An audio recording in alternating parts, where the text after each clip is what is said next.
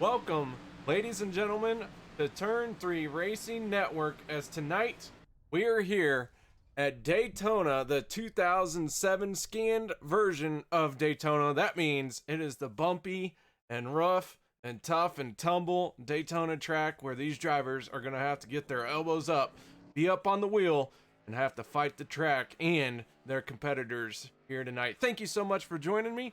My name is KR Stolfus, and on the mic with me here tonight is none other than Dave Worrell. How you doing here tonight, Dave? Doing good, man. Doing real good back at the track. Good racing there in a happy hour. Looking forward to this race tonight. We are too. Qualifying is getting underway here, as right now we're watching the 2 machine of David McCullough roll around onto the backstretch. These drivers will have 2 timed laps and 10 minutes to get it done, and already 1 minute has passed and no one's even gotten their warm-up lap in yet.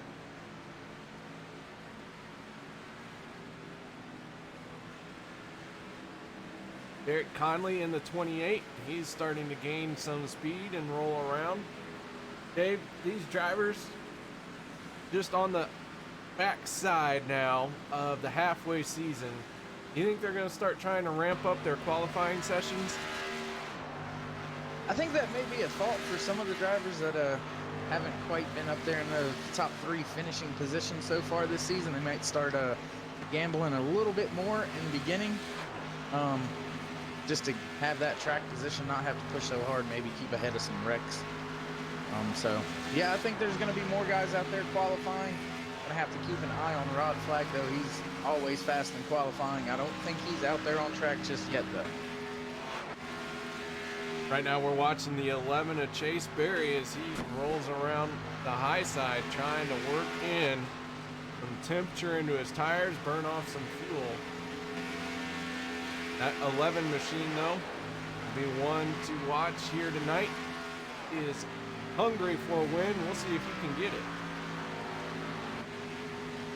And I'm actually on board right now, KR, watching the 13 of Nate Stewart get around the track. He's still on his first time lap, but he's hugging that wall, or was, turn 1 and 2, really, really tight. So definitely building up the momentum here.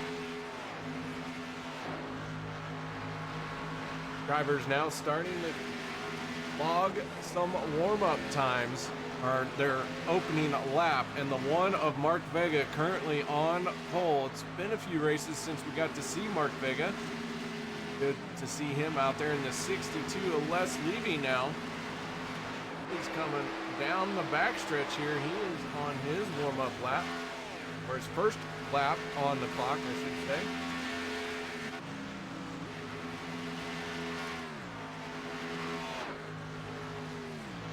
It looks like everybody's hugging that wall on their up to speed laps here, KR, trying to get as much speed and momentum built up when they go to drop it down to the yellow line and keep it as tight as they can for their second fast lap.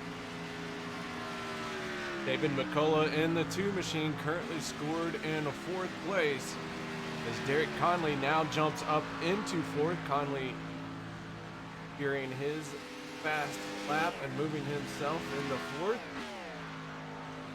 David McCullough now onto the front stretch, coming down through the tri-oval across the line. He's currently 6th. We'll see where that moves him to. And it looks like he is going to stay in 6th place. Christian Walker in the 12 machine. currently in 8th. We have a few other drivers out now trying to qualify. Four machine of Rick Seabrands out on the apron as he is rolled out of pit road, accelerating through the gears, trying to get up to speed. Travis Elliott in the 51 picked up a race win. In fact, Elliott made it look easy last week. Or not last week, but when he got his win. Oh, man. I'm drawing a blank on who won last week. Help me out here, Dave. I'm trying to remember as well. Was it Doug Rice? Possibly? No, it was Travis Elliott. He won 2 in a row. That's right. He did pick up his second win to make it 2 in a row. That's absolutely right. Travis Elliott right now, the 14th on board. Going back in, I believe that's turn 3 now on his second lap. Let's see if he'll be able to improve that. Just under 5 minutes left of qualifying. 89, Ken McCullough Jr. out on track. Red and white Coca-Cola machine up along the wall, bouncing. You can just see these cars hit these bumps, just be in the track. And man, glad I'm not out there tonight. I don't know if my headache could handle it. Yeah, I was out there Saturday night, this past Saturday night in the K&N cars, and man, it was pretty rough. Didn't make it through the whole race, but I had a headache after the first 3 or 4 laps anyway. It's pretty rough out there. Speaking of last Saturday, they run the feeder series for the Monday night guys. So the Monday night is their big league, the big boys. The feeder series runs on Saturday night and Wednesday night. Wednesday night is the trucks. Saturday night is the K&N Throwback Series. Put on a good race those 2 nights. If you'd like to be here on Monday night, reach out to OP Racing Superspeedway Feeder Series underneath the iRacing League tabs and join them. And then you get promoted into Monday night after they observe you're driving. And you can make it in on the broadcast with me and Dave here tonight. Oh, to be so lucky to have us call the action on track for you guys. Man, oh man. Cody Levitt right now though, KR, not looking too good. 18th on board out there on his second lap now, so he's gonna have to have a huge pickup to make it anywhere in the field. Cody maybe just good enough for 16th at the moment. May not be too worried about qualifying, as this is a super speedway and it's not too hard. Work your way to the front. You gotta be patient, pick your lines, and call it good from there. Yeah, I don't know, on these super speedways, I unless we're doing, you know, a full 250 laps here or so, then I want to try to be up front, just so it's less cars I have to worry about making it through and dodging if there is an incident. You know, if it happens behind you, you're safe most of the time. But I don't know, I'd try to get out there and take the pole. All right, guys, well, we're in the final minute 50 of qualifying, and that means it is time to kick over to our national anthem. Guys, no one go anywhere. We'll be back with your starting lineup. We take you down onto the track for our opening ceremonies. Ladies and gentlemen, please rise.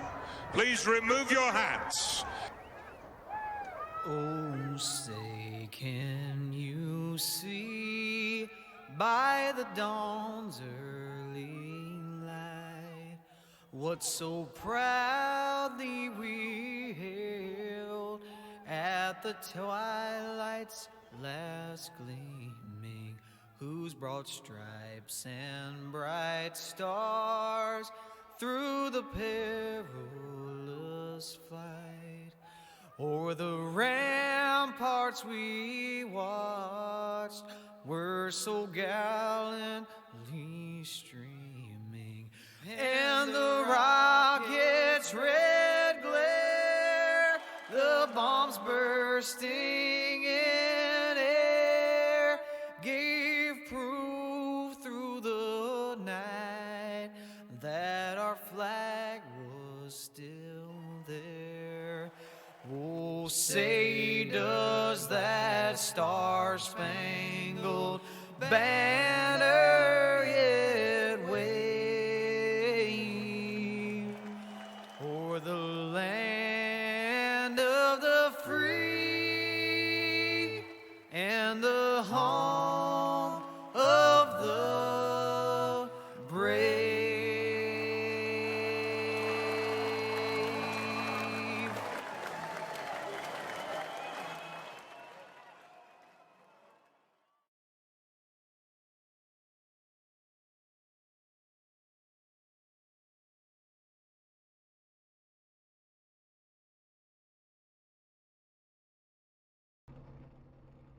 Welcome back, ladies and gentlemen. As qualifying has wrapped up, drivers are starting to take to our grid here tonight, and that means now time to go through our grid for tonight's race. On row number 1 will be Rod Flagg in the 23 machine, picking up another pole here in this OP Racing Superspeedway Series. And I'm trying to count how many poles that is for that guy, but man, that is quite a few. On his outside is the 26 of Hunter Reynolds. Row number 2 will be the 04 of Mark Mann and the 89 of Ken McCullough. Row 3 will be the 7 of Josh Milam and the 11 of Chase Berry. Row 4 will be the 4 of Rick Seabrands and the 28 of Derek Conley. Row 5 will be the 13 of Nate Stewart and the 2 of David McCullough. Starting inside row 6, the 02 of David Overstreet.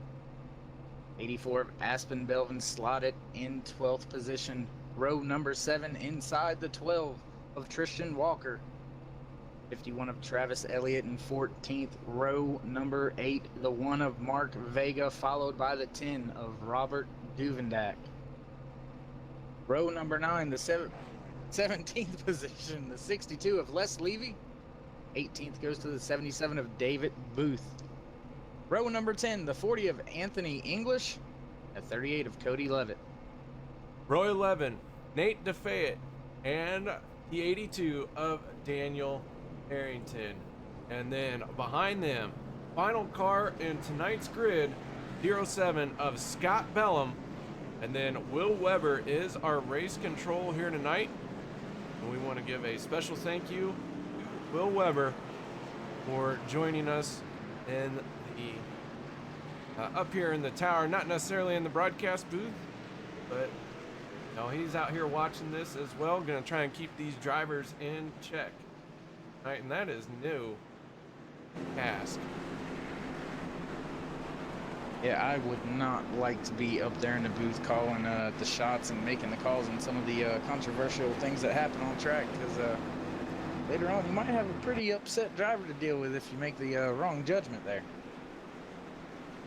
So a little bit of an update to our plan for tonight. Typically we have stages here in the OP Racing Superspeedway Series on Monday night. However, tonight there are no admins within this group. All the admins have been called away. So we're doing 100 laps, iRacing controlled, no stages. These drivers are just gonna have to flat get after it here tonight. Coming to green right here, KR. I wonder if that's in the back of some of these guys' mind as they get ready to go green flag racing here at Daytona International Superspeedway.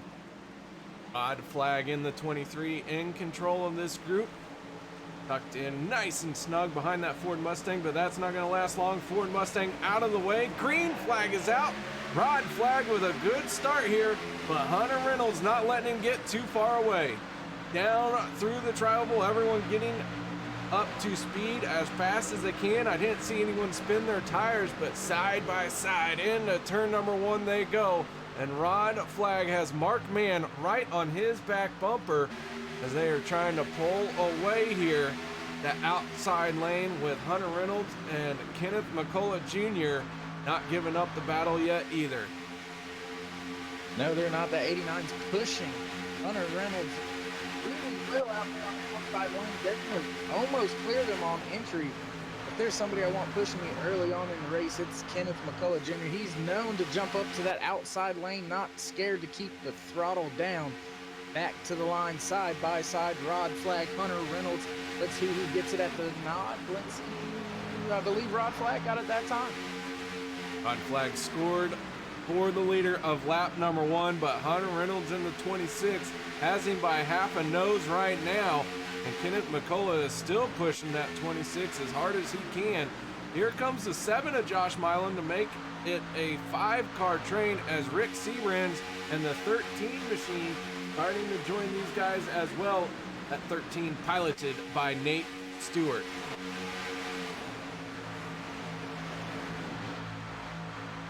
Slowly down on the bottom, David Overstreet starting to get some single file cars back behind him. Looks like some of these drivers are starting to play it a little bit conservative already. Top 8, the only car still left side by side. Lap number 3 here, out of 100, back down into turns 1 and 2. I do want to give an update. I finally have my stats here in front of me. Rod Flagg, making his 9th start, has picked up his 6th pole of the season. That's some pretty good odds for starting on the front row. Yeah, I think they need to go over that car a little bit better in post-qualifying inspection, because that's just unheard of. 6 out of 9 starts on the pole. Tough to beat. Flagg leading another lap. This time he's done it from the outside lane. Mark Mann in the 04 down on the inside. He's got Josh Milam pushing him now. Milam from the Fuel Sim Racing stable. Mark Mann, part of the Alliance Motorsports. Sorry, I knew it started with an A, drawing a blank there, but the Alliance Motorsports stable. The 2 teams right there working that inside line. Meanwhile, that outside lane, it's just Rod Flagg, and he has the 26 of Hunter Reynolds in the FSR. So 2 FSR drivers inside the top 4. Might see them try and hook up and get together here and develop a plan, as they got a few more teammates not too far behind them. And just speaking of the qualifying real quick, KR, something you alluded to with Nate Stewart, for example, running in 6th position now. Started, I believe, 16th way back in the field. So qualifying not always as critical and crucial as you would think, depending on the plan you have. Looks like the second pack is starting to form up a little bit better back there in the back. Could get some more possible 3-wide action here in a few laps. That second group had fallen back a little bit, but they are now starting to close in on the rest of the field.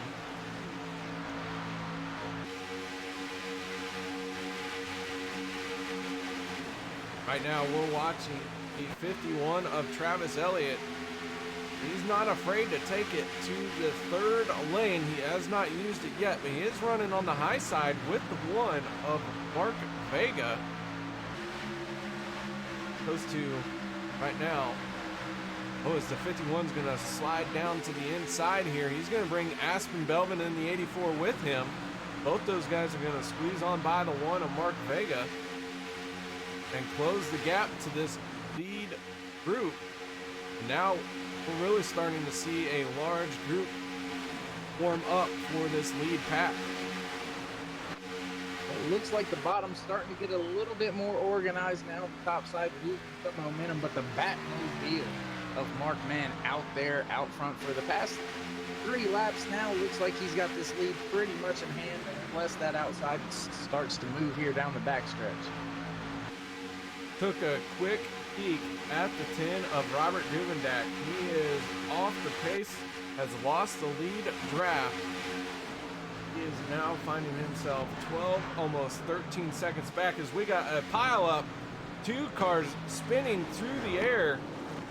That is the 0-2 of David Overstreet. He is spinning like a top on his lid. That is going to be a long haul back to his pit stall, as there was no chance that thing was getting on all fours. We're going to take a quick look at what happens to the 0-2 of David Overstreet. The 77 of David Booth getting sideways in front of him. Overstreet with nowhere to go.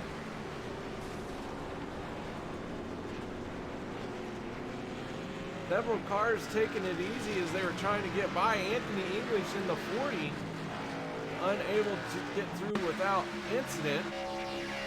We're going to go on board with the 40 machine. Looks like he tagged the 77 just a little bit.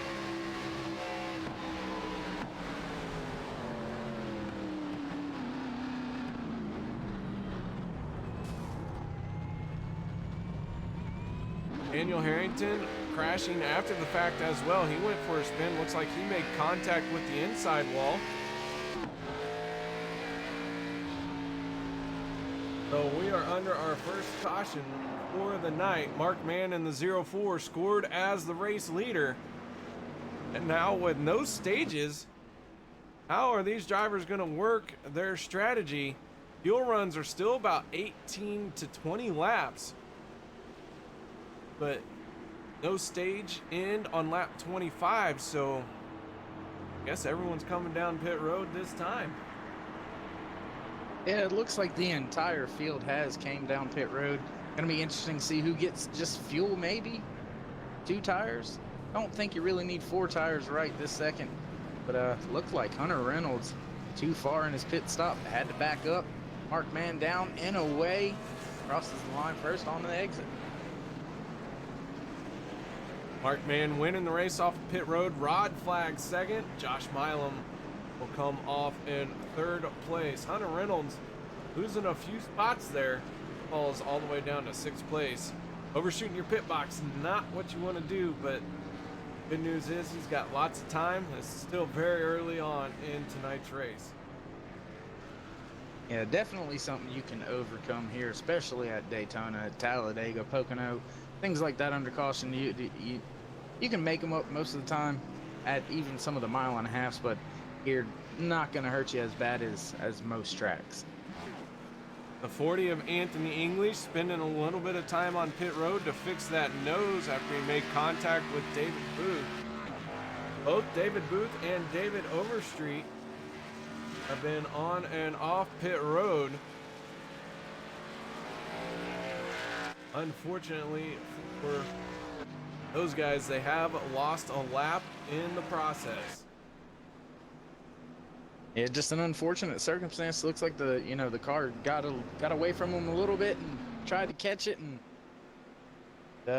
just couldn't quite make it happen, and collected another car with him there. But still early in the race, these guys use their fast repair. They should be able to make their way back up through the field here. So gonna keep an eye on them all race. Ben of Robert Duvendak's got to be pleased with this caution. He was the only driver to have fallen off the lead pack.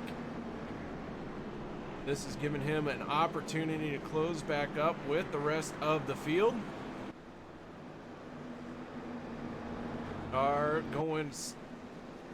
We are starting to line up now for our restart. Lights have gone out on Ford Mustang. Are you sure they just went out? I don't know. It seems to be a trend on the Mustang. That light's always quit working. Then he pulls into the pits. They get it fixed. Comes back out. Quit working. He pulls in the pits. yeah, I don't know. It's just, I don't understand why anyone would use the Ford Mustang. Yeah, I was gonna say, I don't think our petition to get rid of that and bring the truck to the super speedways was heard. So throw that out there again. Anybody listening, let's get rid of this Mustang. Yeah, our opinions are invalid, I guess. Yeah, I hear that a lot. Well, guys, while we have a chance, I want to thank everyone for stopping by in YouTube chat. Appreciate y'all saying hello. We are 10 laps into tonight's 100-lap event. Already, we got some people proclaiming their driver. Pace car is off. Mark Mann in the 04 getting onto the throttle. Rod Flagg in the 23. But a good start. Gonna motor on past on the outside, but can he continue that into the next corner? And will he drop down, as it looks like before Rick Seabrand's not able to give him as good of a shove. Mark Mann in the 04 now has the help of the 7 of Josh Milam as they work their way through 1 and 2 and on to the Daytona backstretch here. Once again, these guys side by side, not a whole lot of drivers trying to slice and dice just yet. We are still very early here in tonight's event. Going into turn 3, that time the 7 of Josh Milam was all over the rear bumper of Mark Mann, giving him a push as it was a big move by him. Losing it going through the grass, I believe there. East State bringing on the track. That's going to give the outside lane of Rod Flagg and Rick Seabrand's the momentum. Rick Seabrand's now drops to the bottom going down in turn 1, side by side with Rod Flagg. No help for the 4. He's going to probably fall back here on exit of 2. Rod Flagg in the 23 clears the 4 as they go down the backstretch. Chase Berry in the 11 finding a way to the front here, giving a good shove to that 23 machine. And now I have been told that an admin has arrived, so it looks like we will be back to having stages. Ooh, I wonder how the crew chiefs are going to break that news to these drivers that may have already got their mindset on a different style of racing. So that's going to be interesting to see who flips the switch here. But Rick Seabrand's motoring on the bottom right now with help from Mark Mann and Hunter Reynolds. Both of those 2 cars clear side by side for 3rd place. Looking out the back of Rick Seabrand's machine at the rest of this hungry field. And these guys working through these bumps, making it look easy, but it is anything but when you have all these cars around you trying to hold your line when you go through that rough washboard of a track that we call the Daytona 2007. Yeah, I think you need to wear a mouthpiece because it'll make your teeth chatter, man. All right, Hunter Reynolds moving up in front of Rod Flagg in the 23. That is causing a little bit of a stack up there. Looks like everyone's gonna accept that little move. For a moment, I thought we were gonna see a couple cars get turned. Everyone keeps it sorted. We stay green. Rick Seabrand's in the 4 though. Out front in that clean air. Hunter Reynolds in the 26 trying to get around him. Seabrand's gonna lead another lap here tonight. But here comes the help back on the outside. Chase Berry in that 11 getting back to the rear of Rod Flagg. Outside line gaining the momentum that they had to kind of give up there, or wadded up when Hunter Reynolds jumped outside, but down the backstretch now side by side for the lead.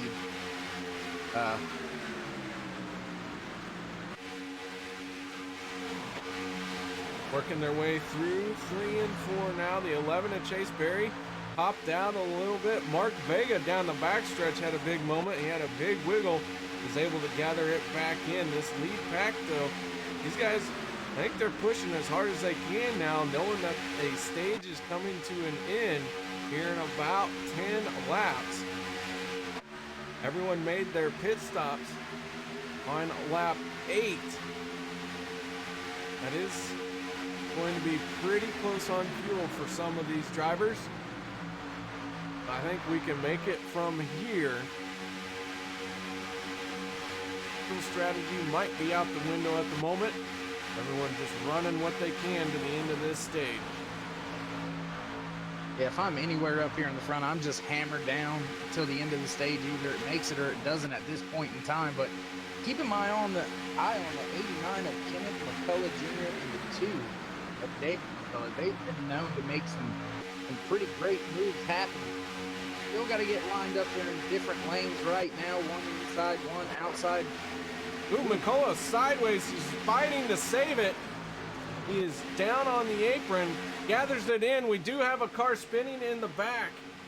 I believe that is David Overstreet. Anthony English involved.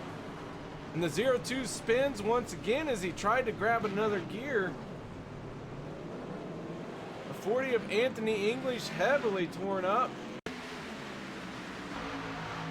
We go to our replay here.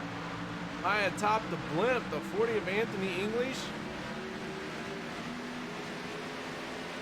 You just see a big stack up happen there. I believe it started up with Nate DeFayette. He checked up for something. Let's see if we can figure out what really happened here. Everyone was checking up for the 89 of Kenneth McCullough. And this time the accordion effect has claimed a couple of cars. We are going back to yellow flag. 26 of Hunter Reynolds now scored as the race leader.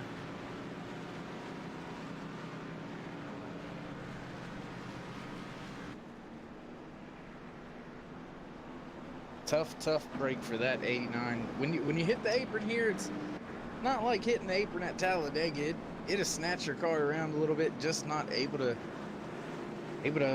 keep it going and avoid any contact with anybody. Tough luck for some of the drivers.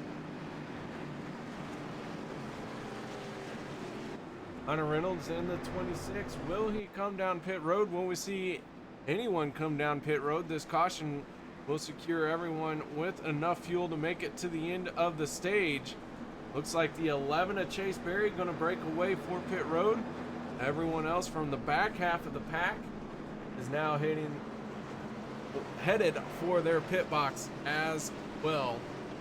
Hunter Reynolds staying out. Rick Seabrams in the 4 staying out as well.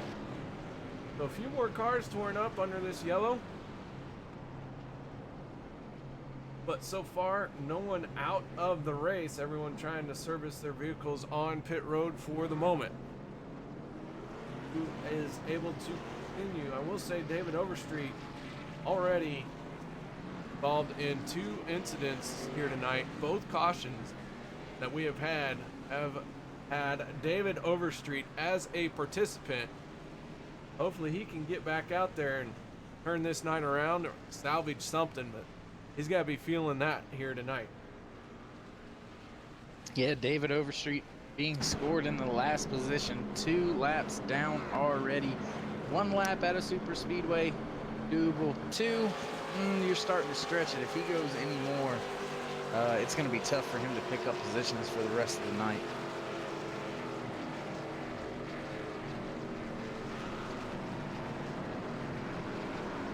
All right, we are just scrolling through the field here, looking at some of these beautiful cars and the artwork that they put into them. Hunter Reynolds is scored as your race leader in the 26th. Lights are on the pace car for the moment. Only a matter of time for the give out, though. Yeah, won't be long. I want to give a shout out real quick to Nate Stewart. Just now looking at his paint scheme, U.S. Air Force. Love that. That looks nice. Yeah, that 13, very A very unique paint job, very solid, very clean. One of my favorite ones out here. Anytime you get the dark bite on the front, good look. I don't know. I almost bought a brand new motorcycle helmet called the Devil May that was very similar to that. Cool. Yeah, it's a pretty popular design. All right, I can tell you the 02 of David Overstreet has rolled back out onto track. That car a little beat up. He is still rolling. He is not giving up just yet. Hopefully his night gets better from here on out. He does find himself in 23rd spot. 2 laps down. Got some opportunity here if the stages are back. I'll have 2 cautions for sure. One on lap 25, one on lap 50. An opportunity back on the lead lap. Gotta be the first one forward, 1 lap down. The 40 of Anthony English, he has continued on, but he has had to use a fast repair.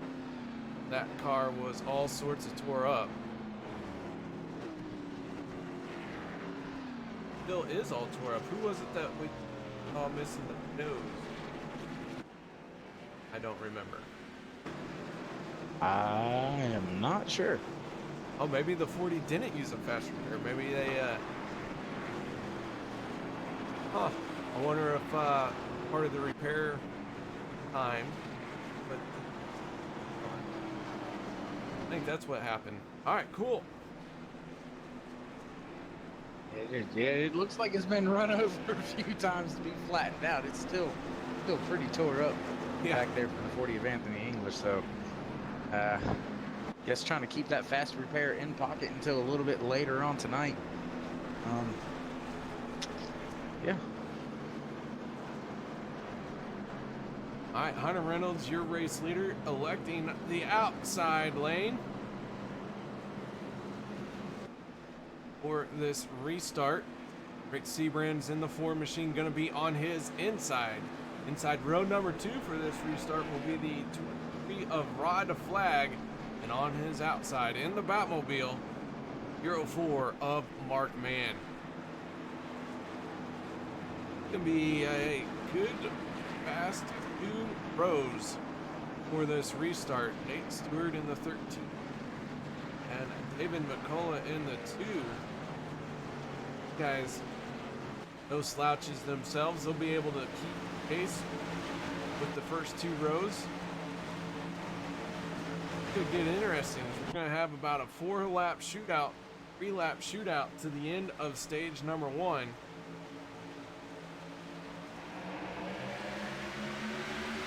Green flag is out. Here we go. Rick Seabrand's in the 4 with a good restart. Hunter Reynolds getting a little push there by the 04 Mark Mann. You saw a little bit of a wiggle from that 26 machine. Keeps it in check. Everyone now heads through 1 and 2 onto the back stretch. And Dave, these drivers getting after it now. We're going to start seeing a little bit of slicing and dicing. Yeah, I was waiting to see if the 28 of Derek Connolly was going to try to jump 3 wide with the help of Aspen Belvin and Kenneth McCullough Jr. because, as I stated earlier, the McCullough boys are known for going outside 3 wide. I thought he was going to build that momentum there and take it 3 wide. Chose not to. Rob Flagg still fishing the 4 of Rick Seabrand for the lead that time by the line. Hunter Reynolds on the outside. Ooh, Mark Mann hard into the wall. Big stack up, as this one has caused a tremendous amount of damage. Cars are still spinning. A lot of smoke flying. That started out at the front with the 04 of Mark Mann.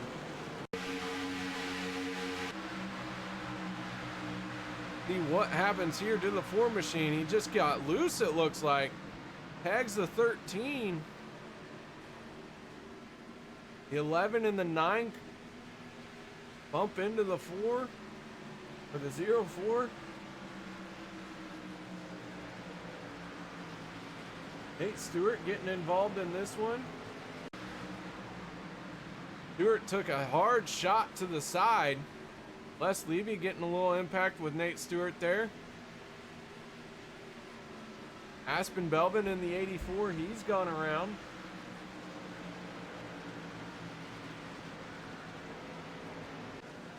So back under yellow we go. Rick Seabrand's in the 4 out front now. Hunter Reynolds into second. Yeah, the big one happened once again right near the stage end. I believe this will end the stage for us, KR, with it being so close to lap 25 here for these guys. But another wreck early here. I wonder how that's going to affect the rest of the field. If some of these guys are going to back off a little bit now, if we're going to see 2 packs start to form for the rest of this race. Yeah, these drivers a little wound up, I'd say. But that's 2 incidences we've seen where the cars broke loose going into the corner. Not 100% sure who or what is causing that. Now drivers making their way onto pit road. Race control confirming the 4 of Rick Seabrand's is our stage 1 winner. We'll let him get a pit stop in and we'll get a word in with him. Robert Dumendak in the 10 machine, staying out on track. He had just been on pit road. He is going to restart from the front this time unless he comes down at the last second to top off. And a close race off of pit road between Rick Seabrand's and Hunter Reynolds. They were beaten out by the 1 of Mark Vega though, so that unless unless Robert Duvendak pits here, that's a pretty good battle for 3rd and 4th off of pit road.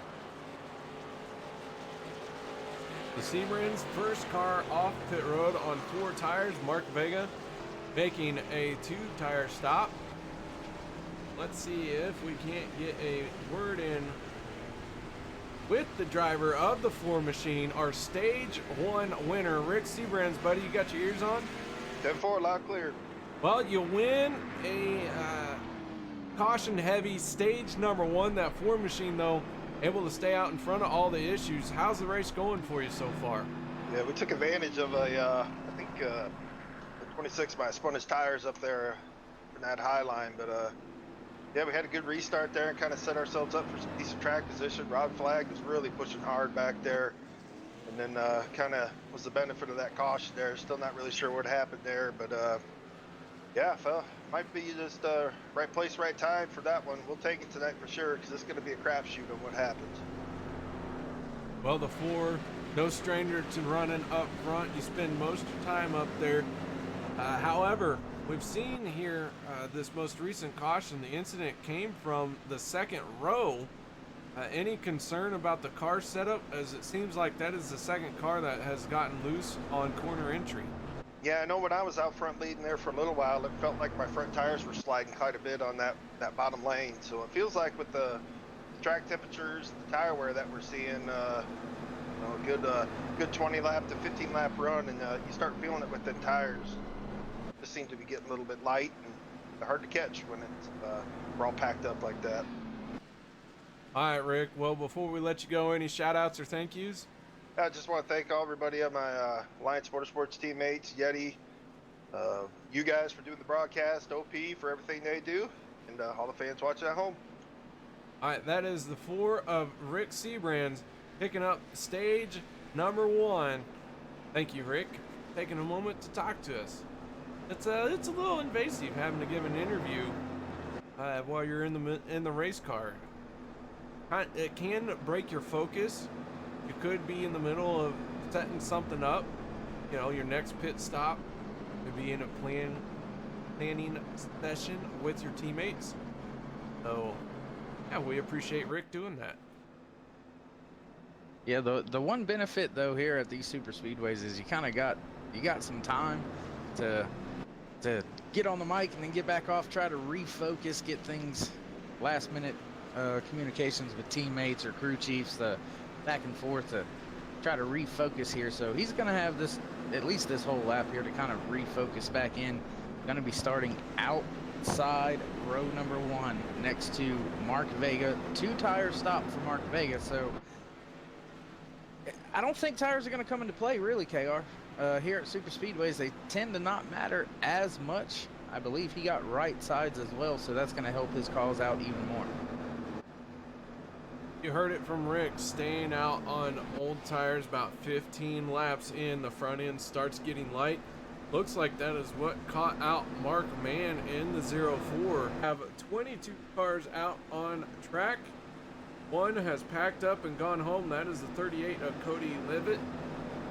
He has had an early exit to tonight's race. So, stage number 1 in the books. Going to stage. Lap 50 will be when this stage number 2 ends. And Dave, why don't you take us to the green flag? All right, field coming off of turn 4. Pace car lights are off. It will make that hard left-hand turn. Field is in the hands of the one of Mark Vega.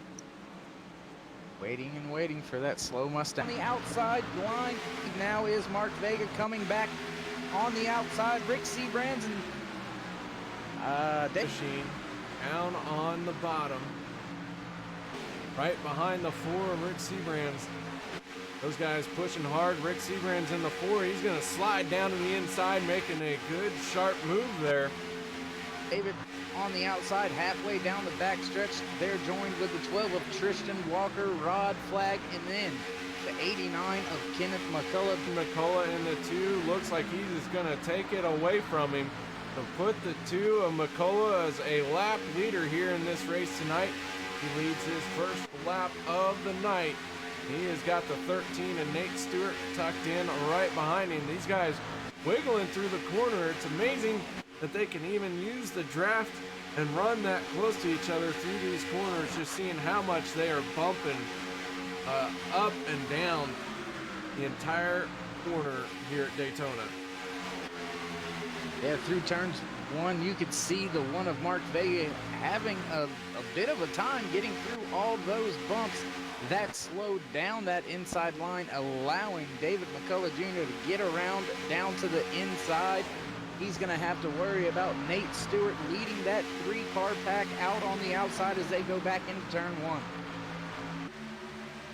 Stewart now leading the outside. He has the 12 machine of Tristan Walker right there with him, and the 23 of Rod Flagg. Now the 4th car on the outside lane as Rick Seabrands makes a move to the outside. He's going to try and get a run on the 2 of David McCullough.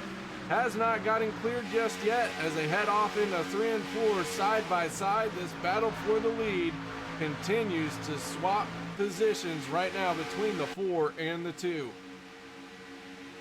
And while all that's happening up front, back in the back a bit, Les Levy leading the charge of 3 cars. Actually, there's about 5 or 6 of them back there, 5 seconds behind the lead pack. So these guys trying to play it a little bit safe now that maybe they've had a little bit of damage out there. Les Levy in the 62, the 11 of Chase Berry, the 51 of Travis Elliott. That is the 10 of Robert Dumendak, the 02 of David Overstreet. Overstreet continuing to motor around out there despite that torn up race car. He's got a shot at winning this thing. He's just got to get back on the lead lap. Right now he finds himself 1 lap down here tonight. David Booth in the 77 is scored 2 laps down. A 77 machine though, outrunning all by itself. Having a hard time keeping pace as it is pretty torn up and has lost the lead pack any drafting help. And a move for the lead once again by the 2 of David McCullough, jumping outside in front of the 13 of Nate Stewart. Oh, into the wall, contact. Got Bellum in the 07 going around. Derek Conley's gone around. Nate Stewart looked like he got loose through the corner.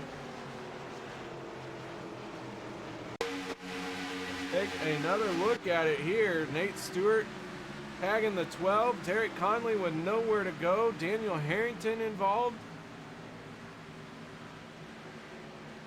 AR, I just think it's this track. It's a lot looser than the repave, and I think it's catching some of these drivers off guard because it's happening at different places throughout the turn.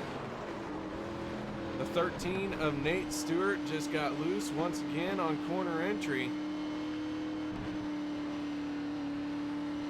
Bringing out another caution here tonight.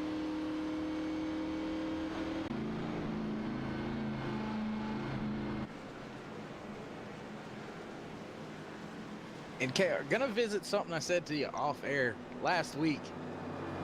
Seems like every time I start to mention and talk about somebody, they always end up in some trouble. I'm not sure I'm gonna be able to call people out by their names anymore. I might just use their numbers. They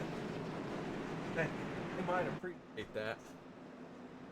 They might, or they may just tell me, get on the track instead. Quit broadcasting. Every time you say something, I die. I'm laughing, but it's a coincidence, man. It's kind of odd. Just saying. Everyone making their way down pit road this time. Robert Dumendak in the 10, staying out. He is one of the only drivers to stay out. Everyone else hitting pit road. Rick Seabrand's in the 4 into his pit box. So far, everyone looks to have hit it cleanly. See a whole lot of people backing up. Little bit of contact between the 2 and the 11. They were trying to get, the 2 was trying to get out of his pit box. The 11 was trying to get in. That was a close one there, but I think everyone got through all right. Do you think Robert Duvenek's trying to not pit for the stage? Only 16 laps left right now before the stage end. That would put him at about 22 or 23 laps of that he had to go on his fuel tank. You really think stretching it that far is possible? I don't. I don't think he would need a lot of help. I think he's gonna hit pit road this time. I don't think he likes pitting when everyone else is on pit road. He did this last time. Just pits one lap later. Pit road not as busy, less confusion. And he'll just try and make his way to the front from there. Makes sense. Don't have to worry about any unnecessary contact that we've seen on that pit stop right there. Looks like he's actually staying out here though. 77 of David Booth gonna make his pit stop. He is now the only car that is scored down a lap. In of Robert Duvendak continues to stay out. Our inside reporter Christopher McCullough, and from YouTube, he's trying to lead a lap. No, I'd agree. Not a bad plan. Get a little bonus point. I don't know. One bonus point. I'm not sure that's a good enough gamble for me. Yeah, but if you're planning on running around at the back of the pack anyways, might as well get a bonus point for the lap. Come down pit road at the last second. Cool, get your tires. Then you're already at the back of the pack. You haven't had to let anybody by. All good. And as long as they don't close pit road right here, that actually doesn't seem like it's as bad of an idea. Just worried that they're going to close pit road for the lead lap cars this time by, and he's going to be stuck out there. He is already slowing down. Looks like he is letting drivers by. Duvendak slow down the backstretch. Maybe he isn't going to come to pit road. I don't know. Listen, who knows what a rookie is thinking? I mean, your guess is as good as mine. Those rookies, that's why they put an R behind their name, so everyone knows, hey, rookie, be careful. Yeah, I don't know what the strategy is here with going back to the back of the field. Unless he comes down pit road here, you know, I don't understand going to the back at this point in time after staying out. Oh well, we'll let him do his thing. Lights have gone out on the pace car. That is going to give the lead to Rick Seabrands. David McCullough in the 2 going to restart on his outside. I'll make up row number 1. Row number 2 for this restart will be the 26 of Hunter Reynolds and the 7 of Josh Milam. Row 3 will be the 1 of Mark Vega and then the 89 of Ken McCullough Jr. So the 89 in the 2, White Trash Racing, separated by 1 car. Y'all know White Trash Racing, how well they work together, how often they try to get hooked up with each other. They are missing Chris McCullough here tonight. Chris, we hope everything's all right. Wish you were out on track with us. Chris has had to step away from Monday nights for a minute. Man, we anxiously await for you to get back out here. Yeah, I need some more of that 3-wide racing action, so you got to come back and join the rest of the crew and out there and give me some 3-wide action to talk about.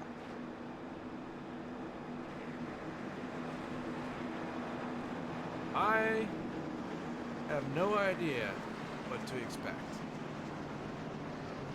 We are working our 4th caution here tonight. Stage number 2 is going to end on lap 50 when they cross the start-finish line. Already had 13 caution laps. We got 64 laps to go. We have had 13 lead changes. It has been a very complex race so far.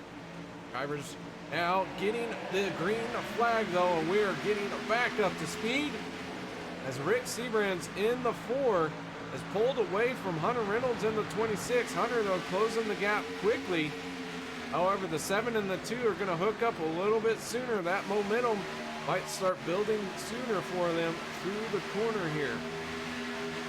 But it looks like that outside lane may benefit a little bit more with the 89 and the 23 of Rod Flagg getting together faster than the help for Rick Seabrands and Hunter Reynolds on the outside. Now 4 cars down the backstretch on the outside. Battle for the lead. David McCullough Jr. around the outside. Rick Seabrands in the 4, battling door to door with David McCullough. That is a battle for the lead. Meanwhile, we're already starting to see 2 groups of drivers. I saw some smoke, but I believe that was just an internet connection coming back up. As Nate DeFayette in the 9 machine finds himself at the tail end of this lead pack. He does have others behind him. That is Travis Elliott in the 51. Elliott trying to make it 3 in a row. And then the 12 machine of Tristan Walker right behind him. Tristan Walker tucked in behind the 51. Those 2 cars trying to get back up into this lead pack. In the 62 of Les Levy finds himself now 2.8 seconds behind here, as we were not green flag for very long before this big separation started happening.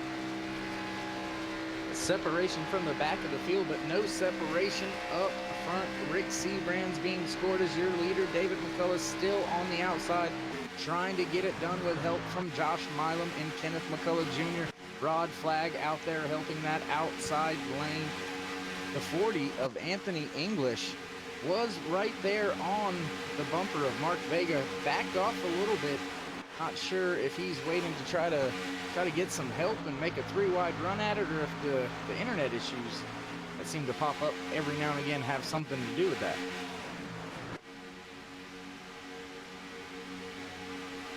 The 51 of Travis Elliott now starting to make some moves on the outside. He still has the 12 of Tristan Walker Well, Buzz right behind him. Now Tristan Walker in the 12 going to dive down to the inside. He's going to try and make a pass here. He closes up to the 1 of Mark Vega. Now we got 4 cars on the inside line battling what appears to be 6 cars in the outside. And now Rick Seabrand slides down to the inside lane. Able to take the shove from the outside, take it to the inside, take the lead away. David McCullough Jr. now being shown in second, pushing the 4 of Rick Seabrands back to the line.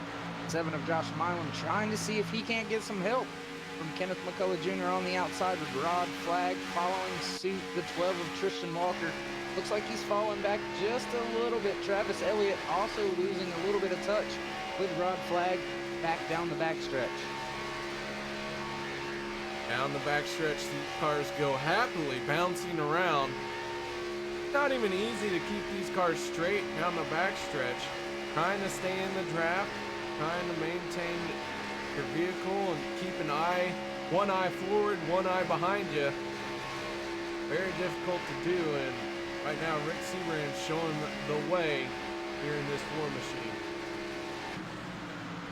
Just a little bit of stat for you here, KR, something I was trying to figure out just a minute ago. Up in the top 9 right now, we have 6 wins represented out of the top 9 drivers on track here, working lap 47. Coming to take stage number 2 at lap 50. Hunter Reynolds with a push on the outside. Let's see if he can do anything with it. Mark Vega in the 1 having some internet issues there. That is going to break the momentum up for that inside line. Hunter Reynolds in the 26 having some solid help from the 7 and the 23.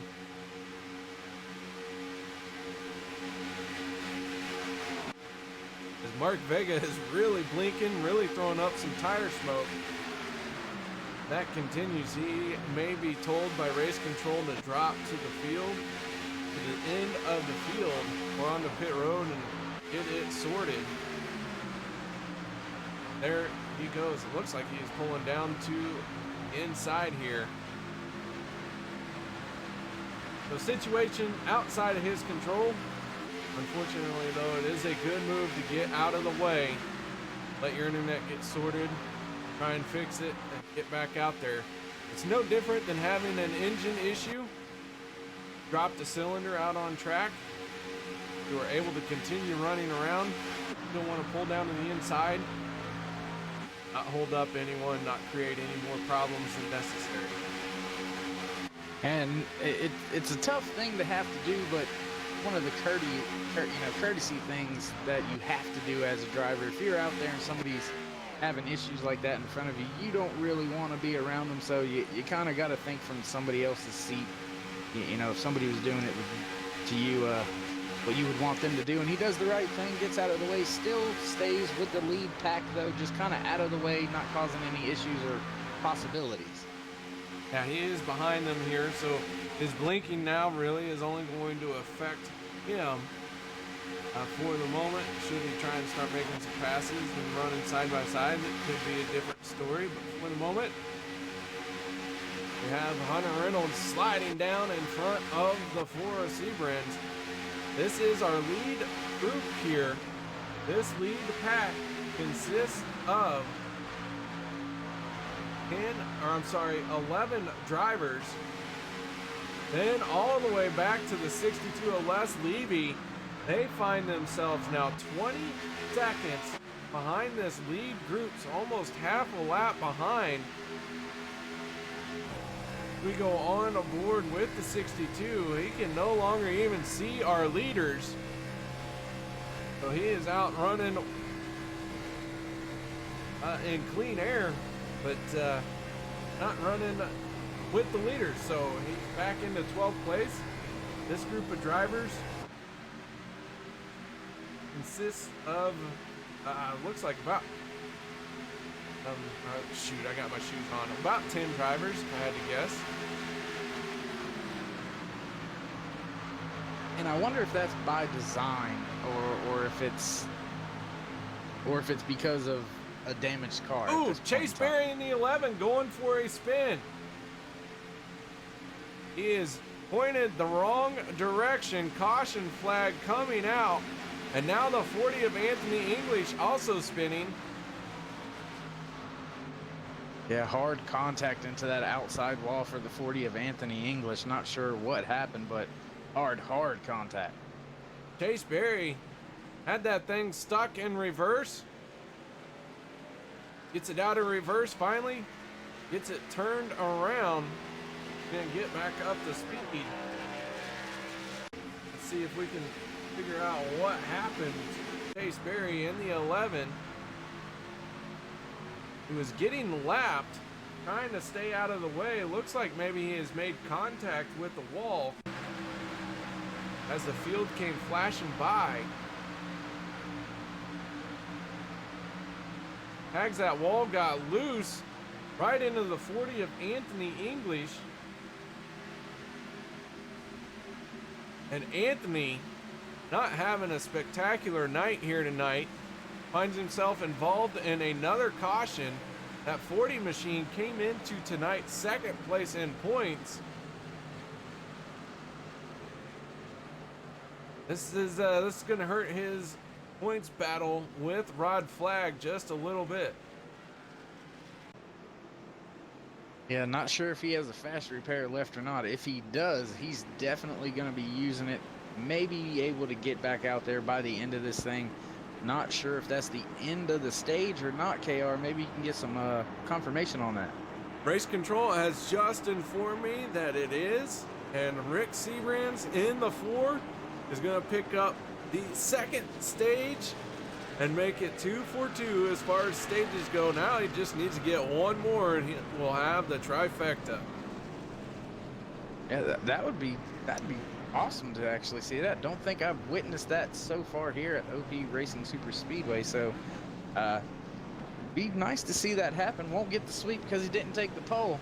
Rod Flagg is stealing those left and right from everybody. So I don't know if anybody's got a chance at a sweep as long as Rod Flagg's qualifying.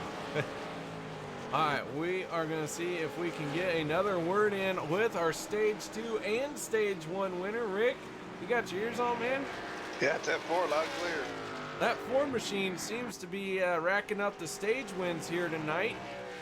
What can you tell us about your car and what you're feeling for the last stage here? That's just a credit to all the guys at Alliance Motorsports back at the shop. Prepared a fantastic Yeti Camaro for us tonight, or today. We had kind of benefited from that caution there too, because they were getting a hell of a run down low there, and I thought they were going to have us coming back to the line.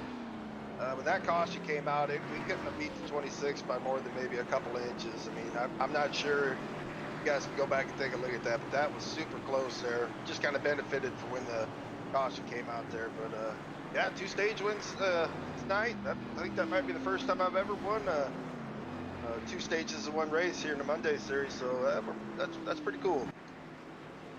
Well, the 4 is gone for 2 for 2. Hopefully you can get that third one, the big one here tonight. You got some ground to make up in the points. We are on the downhill side of the regular season now. How are you feeling for the rest of this season and your chances of picking up a win and, you know, doing what you need to do to get into the playoffs? Well, things seem to be going pretty well for us so far tonight. If we can just keep our nose clean, stay out of the messes here, hopefully we can get ourselves that final checker flag tonight and not worry about racing for points and maybe just collect a couple trophies and start that chase up there at the top with those other guys. All right, Rick. Well, before we let you go, as always, any shout outs or thank yous? Yeah, everybody at Alliance Motorsports for everything they do. OP, you guys for broadcasting this races. Yeti water coolers too. All right, that is the driver of the 4 machine from Alliance Motorsports, Rick Seabrands, picking up the first 2 stages here tonight. Now it's time to move on to our final stage. This one ends when the checkered flag flies. And Dave, I don't know about you, but I need a little bit of a break. So guys, we're gonna step away for a minute. We'll be right back after this.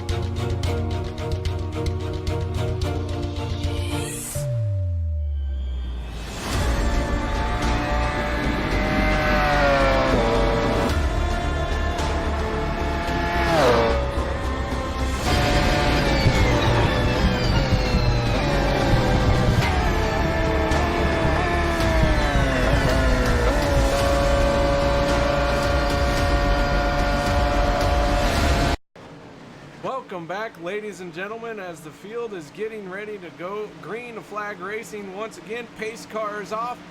Dave McCullough and the 9 machine, Nate DeFayette, making up row number 1 for this restart. And they waste no time getting onto the throttle as they head down for turn number 1. The 4 Seabrand's pushing the 9 of DeFayette as hard as he can. Meanwhile, the 1 of Mark Vega looks like he's figured out his internet. He is back up front, and he is shoving that 2 machine down this Daytona backstretch. Dave, these guys kicking off stage number 3 here, and now it's time to start thinking about how you set your car up for the end of this race. Starting to figure out who you're gonna go with, who's gonna push, who are you gonna push. All of that's gonna start going through your head over the next 20 laps or so before you make your green flag pit stop to hopefully get grouped up with them. David McCullough Jr. back to the line, still your leader. Nate DeFayette still trying hard out there on the outside line. Surprised that only those 2 cars grouped up, that group of 5 or 6 on the outside hasn't been able to motor on past and around. Tristan Walker still not able to get to the 1 of Mark Vega just yet. 2 laps into this green flag run after stage number 2. Just now that outside lane starting to prevail a little bit. Looks like Nate DeFayette's gonna slowly pull ahead. Now David McCullough back to the point on the inside. Do want to point out the 13 of Nate Stewart has packed up next week, and he will have a chance to rebound and get back into this thing. But that leaves us with 21 cars still in the race.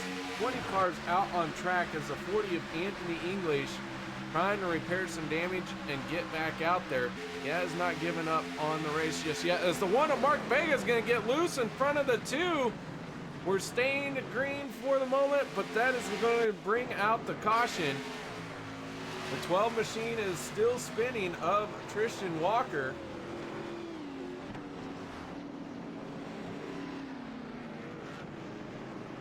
And once again, it looked like a loose car creating the issue as the 1 of Mark Vega got sideways through the corner, had to chase it down the track, tag the 2, then the 2 tags the 12. Like some light contact for the most part. No one seemed to have really hit the wall or anything, but the big loser here is the 12, as he did go for a spin. And look who benefits from another caution, another wreck. That 4 of Rick Seabrand's, I'm gonna start calling him Horseshoe, because it seems like he's been able to find a way around every incident tonight and be right there at the front when it happens. Rick Seabrand's in the 4, squeezing through that one. The 9 and Nate DeFayette right there with him. Josh Milam able to get through. Mark Vega in the 1, who got a little sideways, made contact with the 2. He was able to recover. He's going to be scored in 4th place. The 26, Hunter Reynolds, rounds out your top 5, but it looks like everyone setting up for pit road this time. Seabrand's leading the charge. Looks like the 51 going to stay out, and the 84. That is Travis Elliott and Aspen Belvin. Elliott going to be credited with leading his first lap of the race. And I think maybe that comes into the fuel here, the fuel game, or the possibility of the long fuel game here. Stopping here right now, you're not gonna have enough to make it on just one stop, so you're gonna have that second stop anyway, albeit maybe just for a splash. You're still gonna have to make that second stop. So I think maybe Travis Elliott, Aspen Belvin doing a little strategy call here, trying to go a little bit further than the rest of the field till the fuel window actually opens up. The race leader is the 51 of Travis Elliott. David Booth in the 77, getting a shot of him here. He finds himself 2 laps down, running in 20th spot. He's been trying to get back on the lead lap since about the beginning of this race. Ended up on his side, or upside. I believe it was David Booth who was upside down, or was it David Overstreet? One of the two Davids, one of the have out there tonight. One of them was on their lid. Got turtled. I believe it was the 77 that was on his lid. I believe it was David Booth. Not quite sure, can't confirm that. But I believe it was the 77. He is still out there, still trying to get to laps back. Now he is going to have to drop to the back as 51 and Travis Elliott did not make a pit stop. Did Aspen Belvin, so trying for the wave around the 77, unable to get there.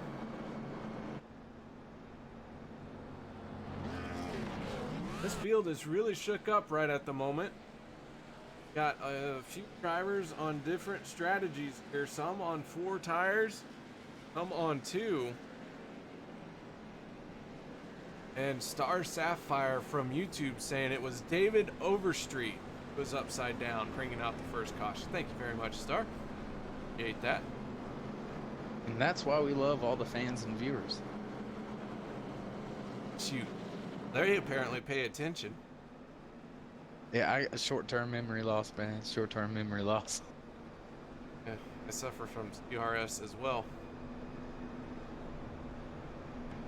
Yeah, I think a couple guys may have that with tonight in mind.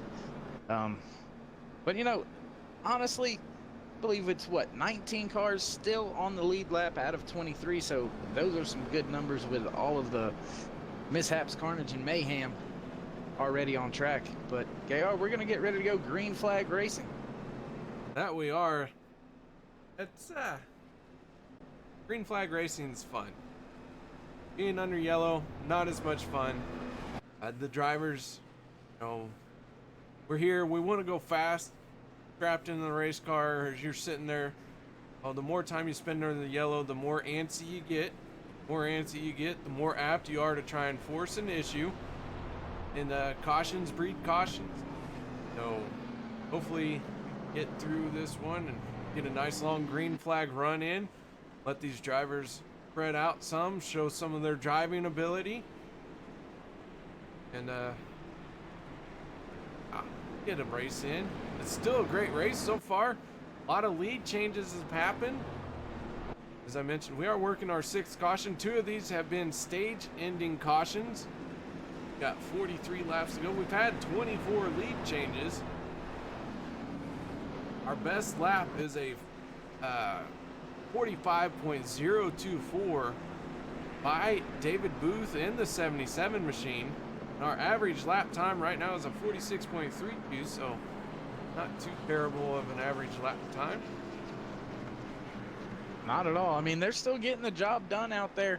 I mean, it's just like you've mentioned many times tonight, just looks like the cars are a little bit looser than expected and catching the guys off guard, and even sometimes with just slightest contact it can turn into a catastrophe, or even in the last chance not so much of damage on everybody, just bringing out that yellow, that long yellow we all dread.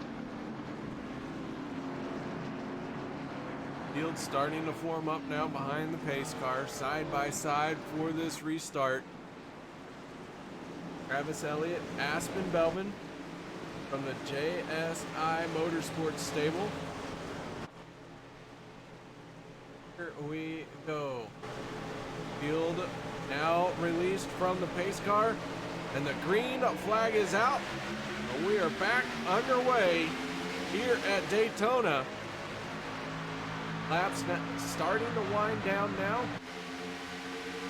Just over 40 laps left in tonight's event. Keep in mind we will have 2 shots at a green-white checker. Looks like the 51 of Travis Elliott and the 4 of Rick Sebrands. Good head of steam through the corner, but the outside lane being led by the 84 of Aspen Belvin, starting to make a run down the backstretch. Also, real quick, KR, got to give a mention out there to the 07 of Scott Bellum. Where did he come from? All of a sudden finds himself up there with that lead 7-car pack. Most of the field behind them single file on the bottom lane. So these 7 cars still going to mix it up. Try to decide who's going to lead the next couple laps. Rick Seabrands gets a little loose there on the exit of the tri-oval. Collects it, stays right behind the 51 of Travis Elliott. Aspen Belvin still on the outside with a push from Nate DeFayette. Hunter Reynolds been up there pretty much all night. Finds himself 3rd in the outside lane. 6th position.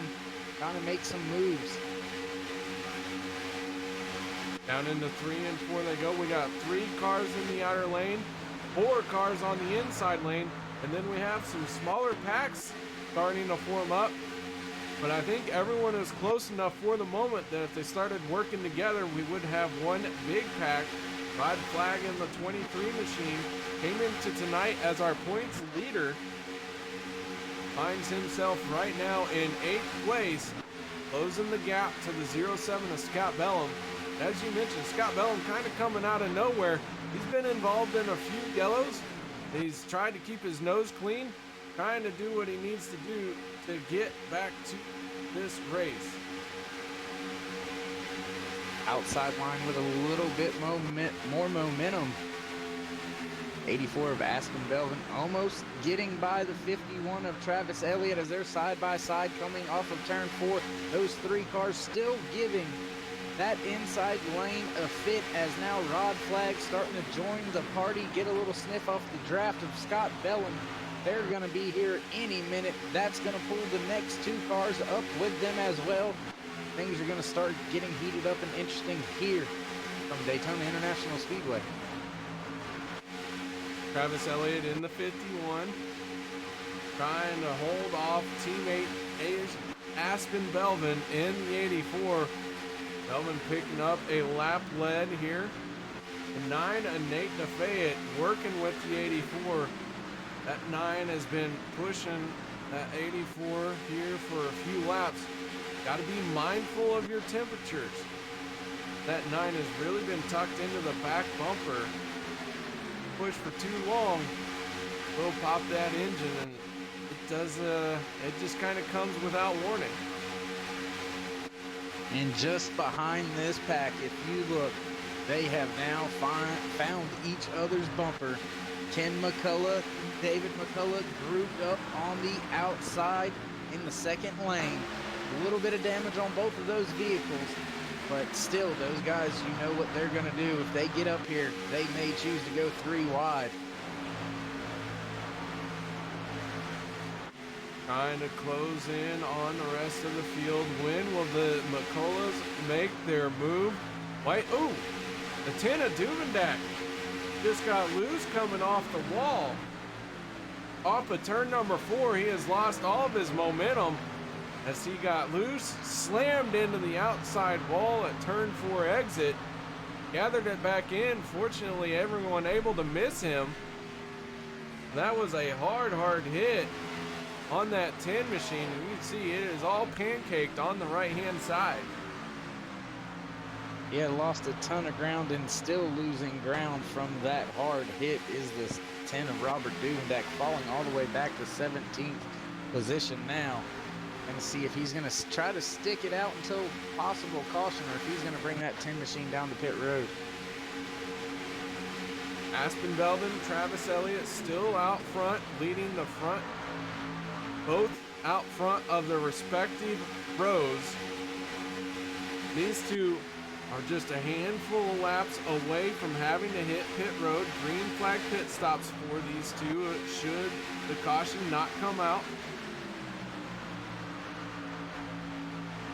It looks like we got some guys thinking about trying to go 3 wide as everyone spread out down the backstretch to get some air to the nose. Aspen Belvin in the 84 going to slide in front of the 51. As I mentioned, they're probably about 4 laps away from having to make a green flag pit stop. And take a look at just outside of the top 10, Chase Berry, Rod Flagg, Mark Mann. just kind of hanging out right there, not letting the lead pack go, but they're not pushing any issues right now. They're probably going to be able to save a little bit more gas than most of these other guys up through the field. About halfway through their fuel run, the guys that stayed out getting really close to their pit stops, that could shake things up here at the front. Down to the lead now, the 9 of Nate DeFay through turn 3 and 4. Nate out front on the inside lane, coming through the tri-oval. Hunter Reynolds in the 26 on the outside, and Nate's going to pick up his 4th lap lead of the night. So Nate having a good showing here tonight, trying to put a solid race together from start to finish. There you go, those McCullough boys moving up more and more lap by lap. Now the back two cars in the outside line make that only 3 cars now as the 26 of Hunter Reynolds clears Nate DeFay and goes to the lead. Nate with a big wiggle through the corner, still chasing that car, hasn't quite got it underneath him. Now it looks like it has settled down as we got 4 cars in that second lane. Everyone else down on the bottom. We are getting very close to seeing this fuel window open for pit stops here on the 51 and the 84. And Kenneth McCullough was able to push Mark Vega by the 26 of Hunter Reynolds. Then Vega came back up to grab a hold of that 89. Once again, both of those two have cleared Hunter Reynolds. Not dropping down, though, keeping that outside lane with them. Now he goes to the bottom. We have pit stops underway. 3 cars breaking away. That is the 84, the 51, and then the 11 of Chase Berry. Those guys all making their pit stops this time. They will have to stop one more time here tonight, but they are going to try and break it up.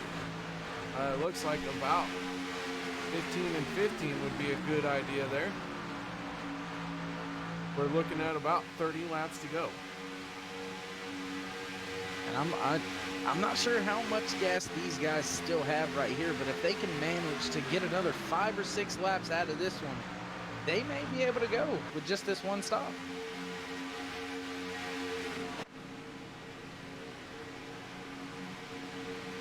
Mark Vega in the 1, coming around to lead another lap. Drivers the pit road. That is the 12 of Tristan Walker, the 28 of Derek Conley, and the 62 of Les Levy trying to get up to speed. They are down on the apron. Meanwhile, Aspen Belvin, Chase Berry, and Travis Elliott, they have been on and off pit road. They are just in front of our leaders here.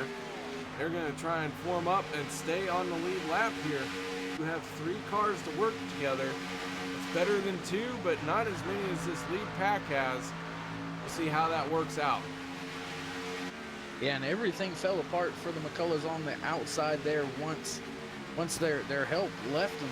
Once Mark Vega dropped to the bottom, things kind of deteriorated, fell apart for them. They finally find a way to get to the inside line. Looks like everybody pretty content to just run it out on the inside line until we have their green flag pit stops. So looks like things might calm down just a little bit here for the next 5 to 8 laps or so. Going on board with our race leader, that is the one machine of Mark Vega, as he is taking us with our gyro cam. See the banking of these corners here, how much this car bounces all the way through the corner. Does upset the car a little. Have to be up on the wheel, get that car underneath you. Be ready for anything and everything. And Aspen Belvin and his group that pitted with him, they're crossing their fingers right now to not get ran down. It's getting closer and closer. Aspen Belvin in the 84 now, sliding in behind the 51 of Travis Elliott. The 11 of Chase Berry leading this trio of drivers. 77 of David Booth. still trapped 2 laps down. He is the 4th car in that group. He's struggling to keep up in any sort of draft. Damage being quite extensive on that machine. I think they have no choice, but they're gonna lose a lap here. I don't believe there's a way that they can stay in front of this lead pack with only those 3 cars. I don't think it's possible. No, and they're already setting up to move to the high side here. That is going to allow our leaders who have gone single file to move past them. But we are in a corner here. We've seen a car more than once get loose through the corner. I do want to say that the 11, the 51, and the 84 don't really want to take anyone out.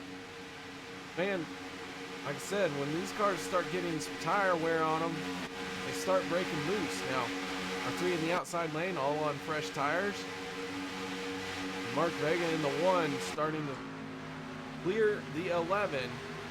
Now, just for the rest of the train to squeeze on by.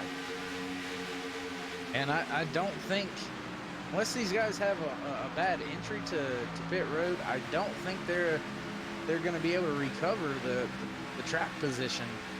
They're going to get their lap back, of course, but I don't think they're going to be fast enough with just those 3 to come back around and challenge for the lead after the green flag pit stop ends. So looks like we're having some tough breaks here for the 11 of Chase Belly. Look at that, Chase Berry.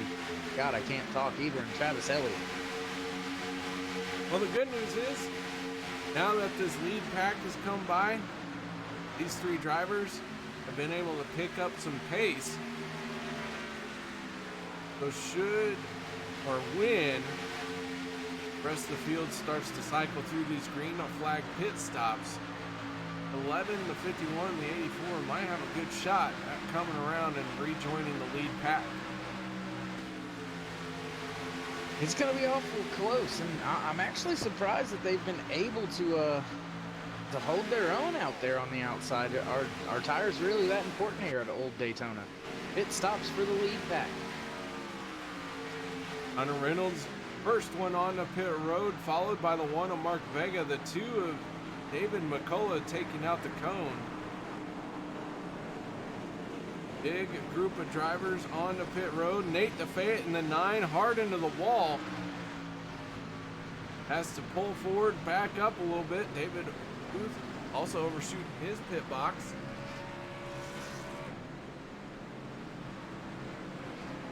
Right now, though, Rick Seabrand stayed out on track. Him and the 04 of Mark Mann. I'll call them the 4 brothers. 4 and the 04. Staying out on track still. Catching a draft off of Chase Berry and his group. Both of them coming to pit road this time, as well as Robert Duvendak. I believe that's Duvendak. Berry in the 11. Now, not your race leader yet, but leading the group of drivers who have made their pit stops and have gotten up to speed. Mark Vega in the 1 machine has made his pit stop. He's got the 07 of Scott Bellum working with him. So these drivers just came off pit road. Yeah, it looks like the 11 of Chase Berry and the 51 of Travis Elliott, 84 of Aspen Bellman, they got a little bit of work to do to catch up to everyone here. So they have lost a little bit of time. I just think that soon, and to be that close to going a lap down under green flag pit stops usually shouldn't happen here at Daytona, but you get that close, that's when you start being in danger of actually gaining any of that track position you were possibly hoping to get. Rick Seabrand's on and off pit road, now scored as the race leader. He's got Mark Mann in the 04 trying to get to his back bumper. They are trying to get up to speed before Mark Vega can motor on past them. Vega is charging with a whole head of steam. Here he comes. And it is going to be Seabrand's at the line, but Mark Vega making a move to the outside, bringing the other cars with him. Yeah, they just let the big dog eat right there and just went on around on the outside there. You see the gap that they created. Rod Flagg on the outside with Kenneth McCullough Jr. and Hunter Reynolds pushing that outside lane. Josh Milam right there behind them. First two cars clear as they're working lap traffic. The 0-2 up near the wall. Stays out of everybody's way. Rod Flagg to the point. Rod Flagg, our pole award winner here tonight. As I said, he's gotten 6 poles in 9 races. 2 wins on the season for the 23 machine. Trying to add a 3rd one here tonight.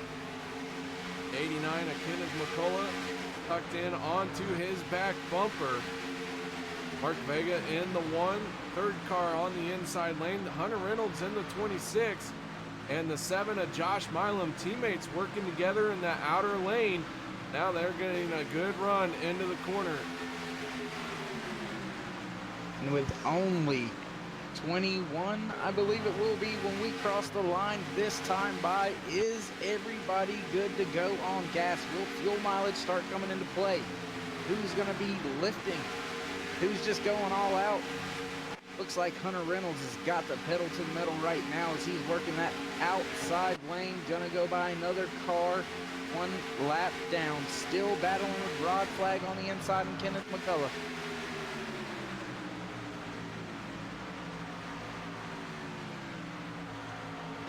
Rod Flagg, your race leader. Kenneth McCullough pushing him down the backstretch. Into turns 3 and 4 they go. FSR teammates still working together in that 2nd lane. Now Scott Bellum in the 07. He is no stranger to having a good finish, but he's got to have some of the worst luck, as that 07 is usually caught up in an incident. But if he is able to be here at the end of the race, you gotta watch out for him. He is not afraid to make a move to get the win. And here comes that 3-car trio.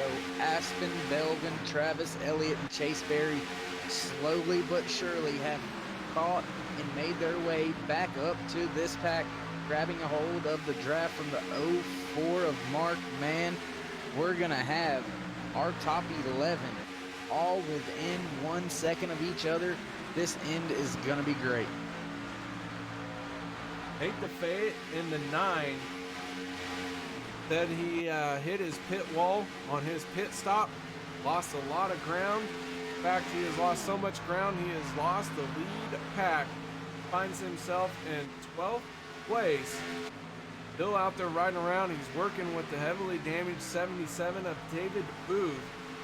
Fortunately for him, he is going to need help from a caution if you'd like to stay on the lead lap for this event. And another battle for the lead between Hunter Reynolds and Rod Flagg taking place. Hunter Reynolds going to the bottom, trying to get the lead away from the 23 of Rod Flagg. Rod has Josh Milam in tow with him, as well as Mark Vega. Outside line starting to stall a little bit. Hunter Reynolds, I believe, will get it at the line this time by lap 83.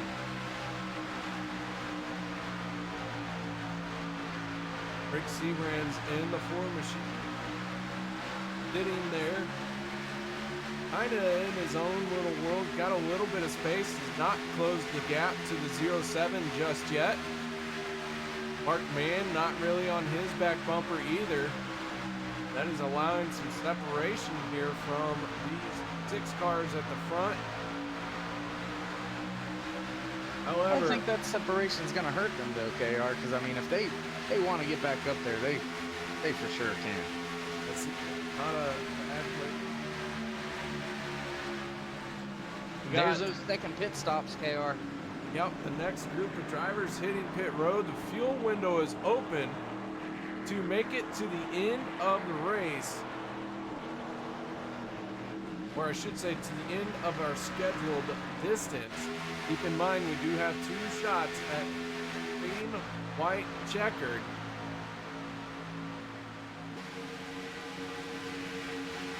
Those drivers hitting pit road once again. That means we're looking at another cycle of green flag pit stops. However, the 26, he can go another 10 to 11 laps. Plenty of fuel on that thing.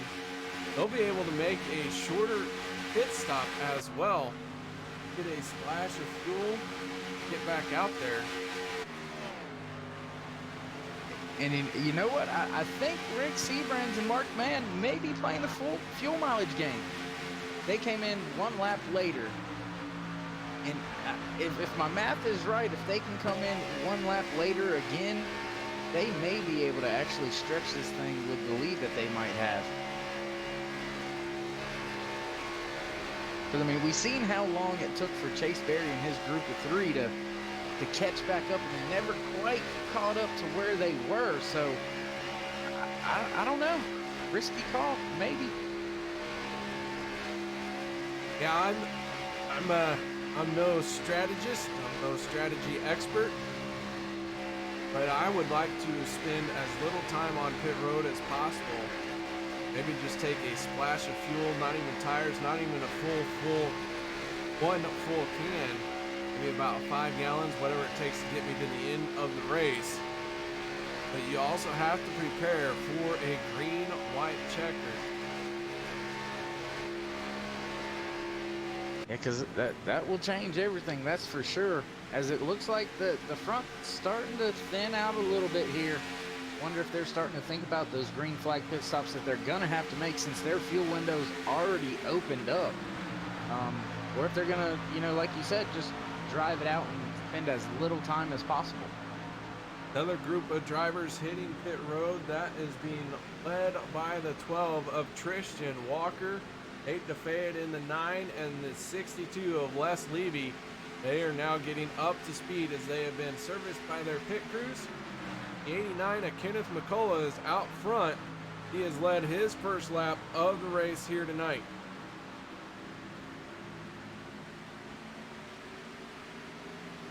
Hard to believe it was this long in the race before that 89 of Kenneth McCullough led a lap.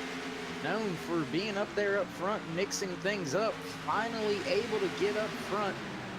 Green flag pit stops looming later on as the laps wind down here. Working lap 88 out of 100. Only 13 laps left to go, barring a checkered or possible green-white checkered.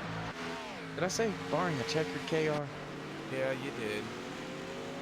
That's okay.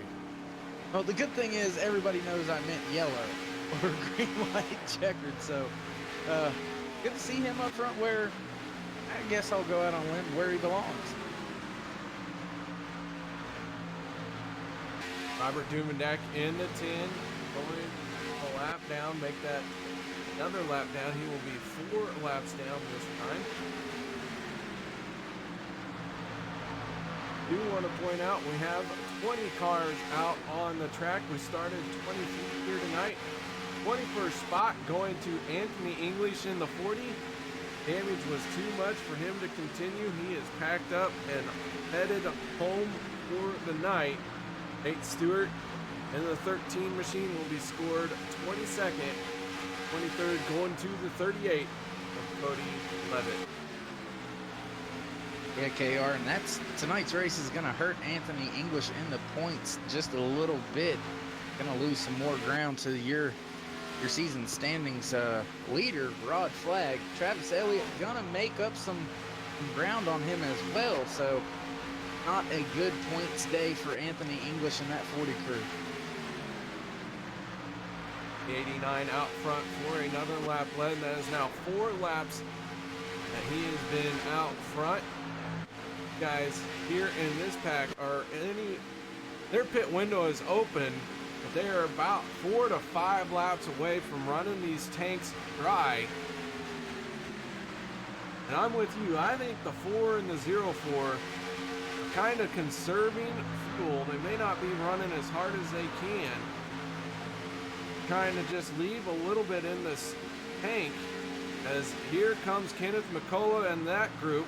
The 4 and the 04 are going to stay out. This is where it's going to start getting interesting. Cars already on the track again after their last pit stop. Rick Sebrands and Mark Mann out there stretching it right now, 14 laps into their run about 10 laps to go. Not sure if they've got another 10 laps. That's going to mean 24 laps they would have had to go on this fuel tank. Not sure they're going to be able to stretch it, but they're going to try to, it looks like, at this point in time. So these other drivers are going to have to get off of pit road and up to speed as fast as possible to try to come back and take the lead away from Rick Seabrands. Before in the 0-4 break for pit road this time, there was no way that they could have made it. Rick finds a cone to take out. He just wanted to show that cone who was boss. David McCullough in the 2 machine, though. He is up to speed. He is still waiting to make his pit stop. See if he's going to come down this time. If not, he will inherit the lead. That is the 77 of David Booth right there with him. 0-2 and the 82. For the 2 machine of David McCullough, now your race leader. However, unfortunately for him, cars he is working with are heavily damaged. He's not up to a full draft pack speed. The 4 of Rick Seabrands and the 0-4 of Mark Mann was a very short pit stop for both those drivers. They've got to get hooked up and get working together to try and build some speed, because the 23 of Rod Flagg is working with the 07 of Scott Bellum, and they are closing very quickly. This is a pass for the lead once the green flag pit stop cycle is complete. And that 3-car crew of Travis Elliott, Chase Berry, Aston Belvin, this may work out into their favor. They're still grouped up. They're going to probably gobble up Rick Seabrands and Mark Mann going into turn 1. And I think they're going to catch Rod Flagg, in my opinion, before this thing's all over. Starting to lose, I believe that's Aston Belvin losing that draft with Travis Elliott and Chase Berry. Josh Milam in the 7 got loose coming off at turn number 4.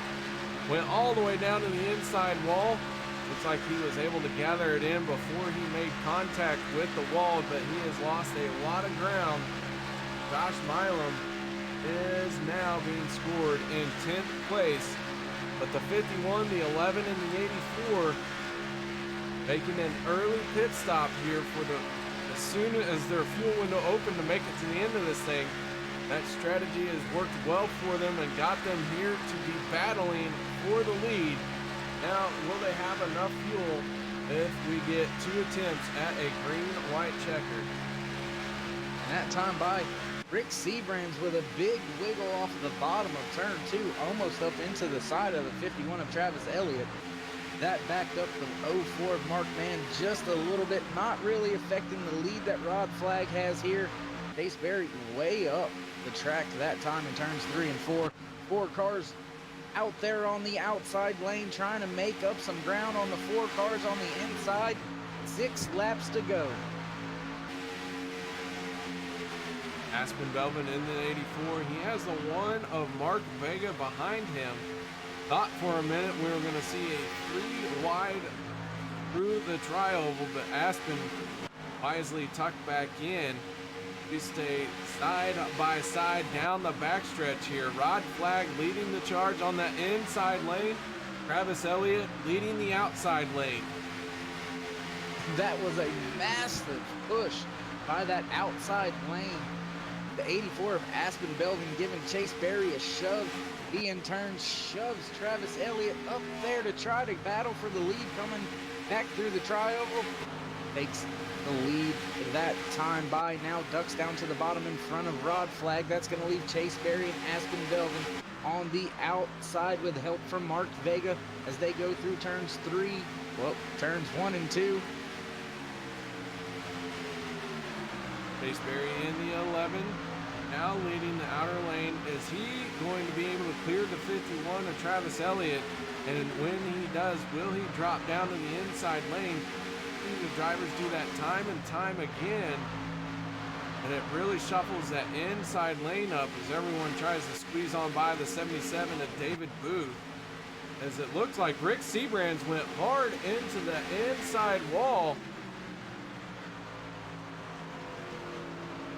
Rick, with 4 laps to go now, has lost this lead draft. Looks like he saved it before anything got torn up too hard on that car, but now he finds himself watching everyone pull away.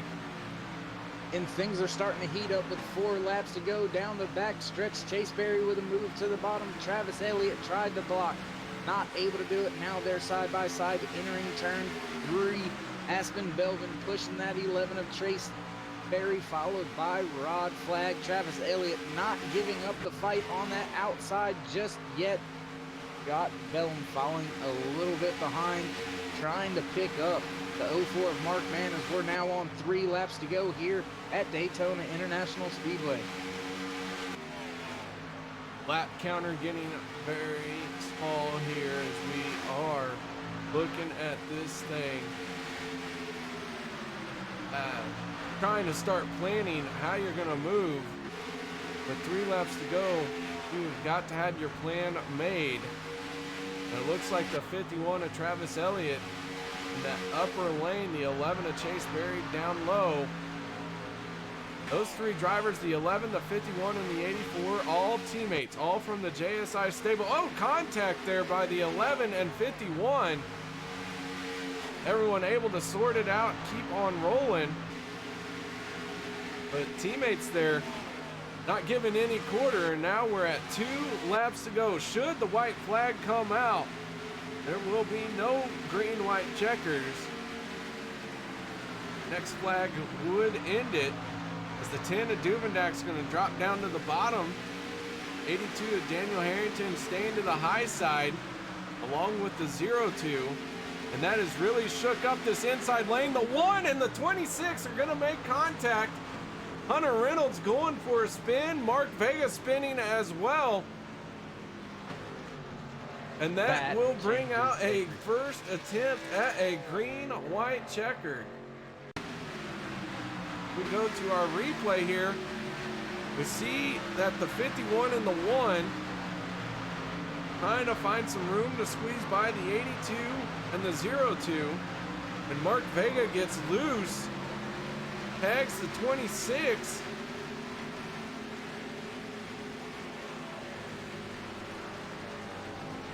So Hunter Reynolds facing the wrong way there, gets it turned around. But the 84 of Aspen Belvin out front with the 51 of Travis Elliott.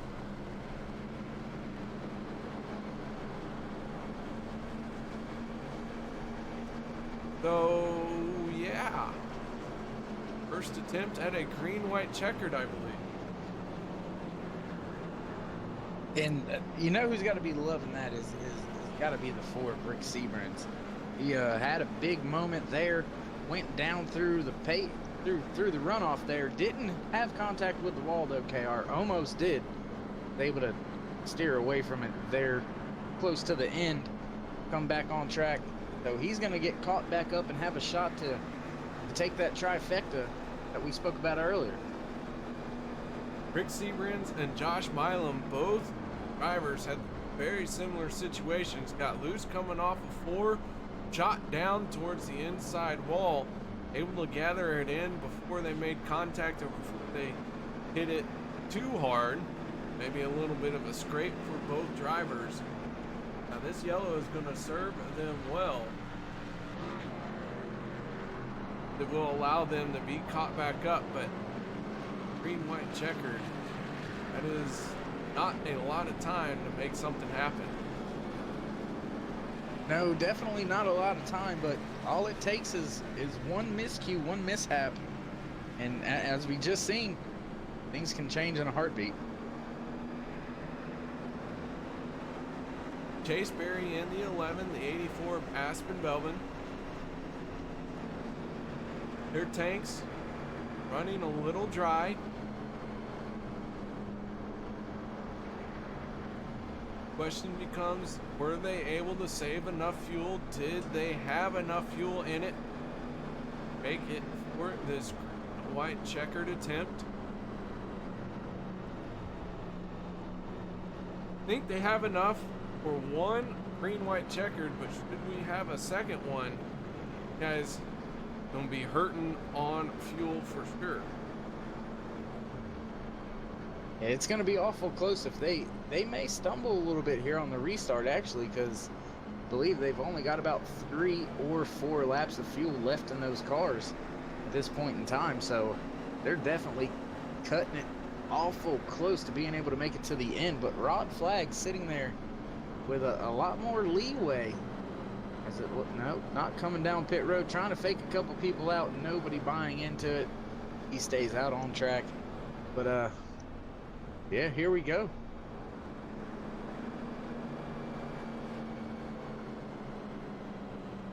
Robert Duvendak in the 10 machine. And then David Booth, they're making their pit stops this time. Hunter Reynolds in the 26, he is on pit road getting his damage worked on. If he can get back out there, but does have a few more spots he can lose, so it would be very important for him to try and get out there. But your race leader for the moment is the 11 of Chase Berry.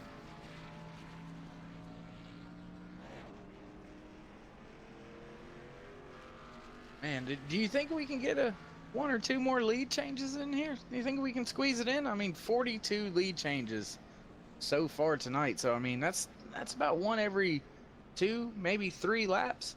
I mean, these guys putting on one heck of a show out there, and I'm sure this finish is not going to disappoint.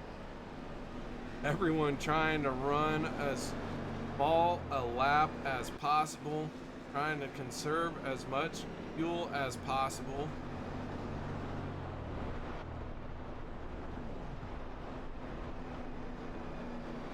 Man, who's gonna have enough fuel to get to the end of this thing? Well, looking at it, I don't think Rod Flagg has to worry. I don't think Mark Mann or Scott Bellum has to worry either. I'm a little bit concerned about Chase Berry, though, and Aspen Belvin, as well as Travis Elliott. I'm a little bit concerned with them because they did pit, I believe it was 5 or 6 at least laps before the rest of the guys. So they're definitely stretching it, as I said, but the other guys, I'm not too worried about it. I'm just worried about those 3 that came together pretty much all race. Well, lights are out on the pace car. We're gonna have our first attempt at a green, white, checkered. Only 2 attempts allowed here in OP Racing Superspeedway Series. The 11, the 84, and the 51 all running very close on fuel.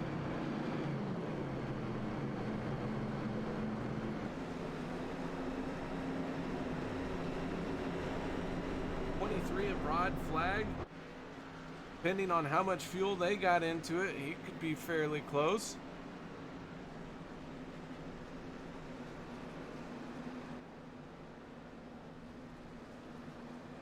See, this is why crew chiefs earn their money right here. Calls like that on that last green flag pit stop. Did they take green, white, checkered into mind? Did they take just 1? Did they plan for 2? If you plan for 1 but not 2 and you get the second one, there goes your day. So glad I'm not up there sweating bullets on one of those pit boxes. I do not believe the 11, the 84, and the 51 have enough fuel for a second green, white, checkered. I think everyone else can make it. We're about to find out. Pace car is off. Chase Berry in the 11 on the outside, gets under the throttle.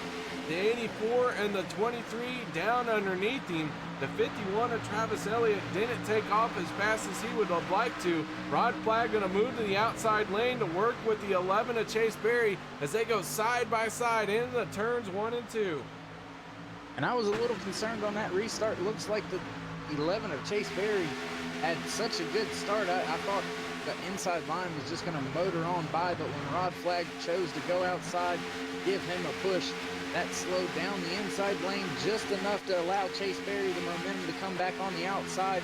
Still your leader, now Aspen Belvin charging to the front with a push from Travis Elliott off of turns 3 and 4, coming to the white flag here when we cross the line. Last lap here at Daytona. White flag in the air. Drivers know that the next flag is going to end it, so everyone trying to get all that they can here.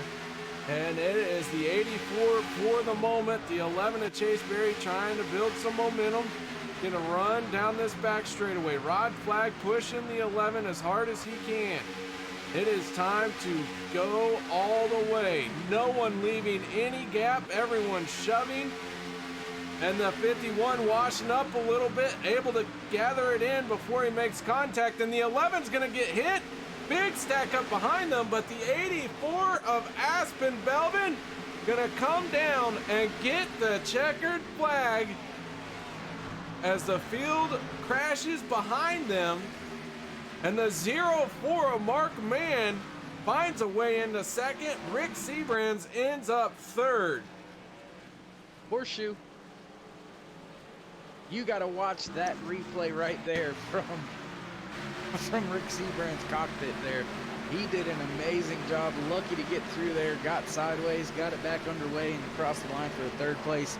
Heck of a job. Rod Flagg in the 23 slid on his roof, flips over, and gets rolling. He is going to get across the finish line. He will end up 10th. But what an incident that was for the 23.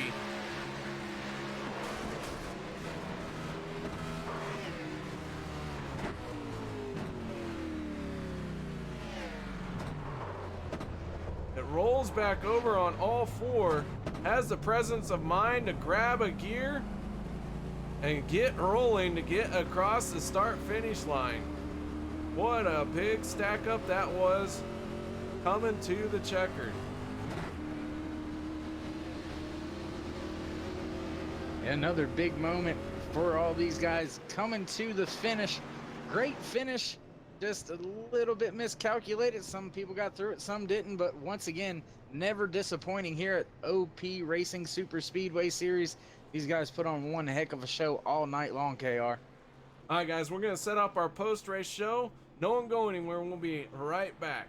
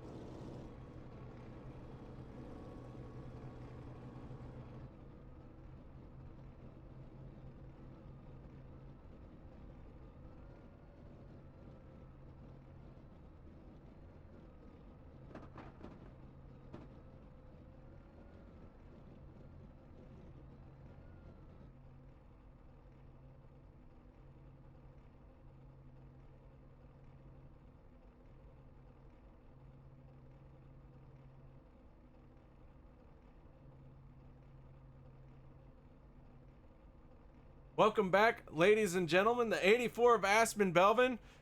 You have to use your imagination for that burnout because he is out of fuel. Didn't have enough to make it around on the cooldown. Timed it perfectly. Aspen, been a long time since you've been up here. Been a long time since you've been in victory lane, man. Congratulations. I appreciate it, man. It has been way too long. Way too long. Well, you pick up the win here tonight. A little bit of fuel strategy, a little bit of luck coming your way as the green-white checkered a second attempt would have really hurt you quite a bit, it would seem. But that was not the case. You bring it home, the race winner. Tell us about the strategy and how nervous you had to be coming around to the checkered. Oh, we were sweating the entire last few laps, KR. I mean, it was absolutely hectic. We decided to make the move when we saw obviously the bunch of cars here getting loose, and we didn't want to be in a pack when the big one happened. So we decided to offset pit. Me and Travis and Chase, we were all strategizing, figuring out what lap we needed to come down, and found out that if we came down on, I think it was like lap 84, 6, something like that, that we came down, we were just going to be able to make it. And seeing that caution come out right before we crossed for the white flag was devastating. We thought we were going to run out, but we wound up having just enough to make it across the line. But it was hectic trying to save up under those caution laps.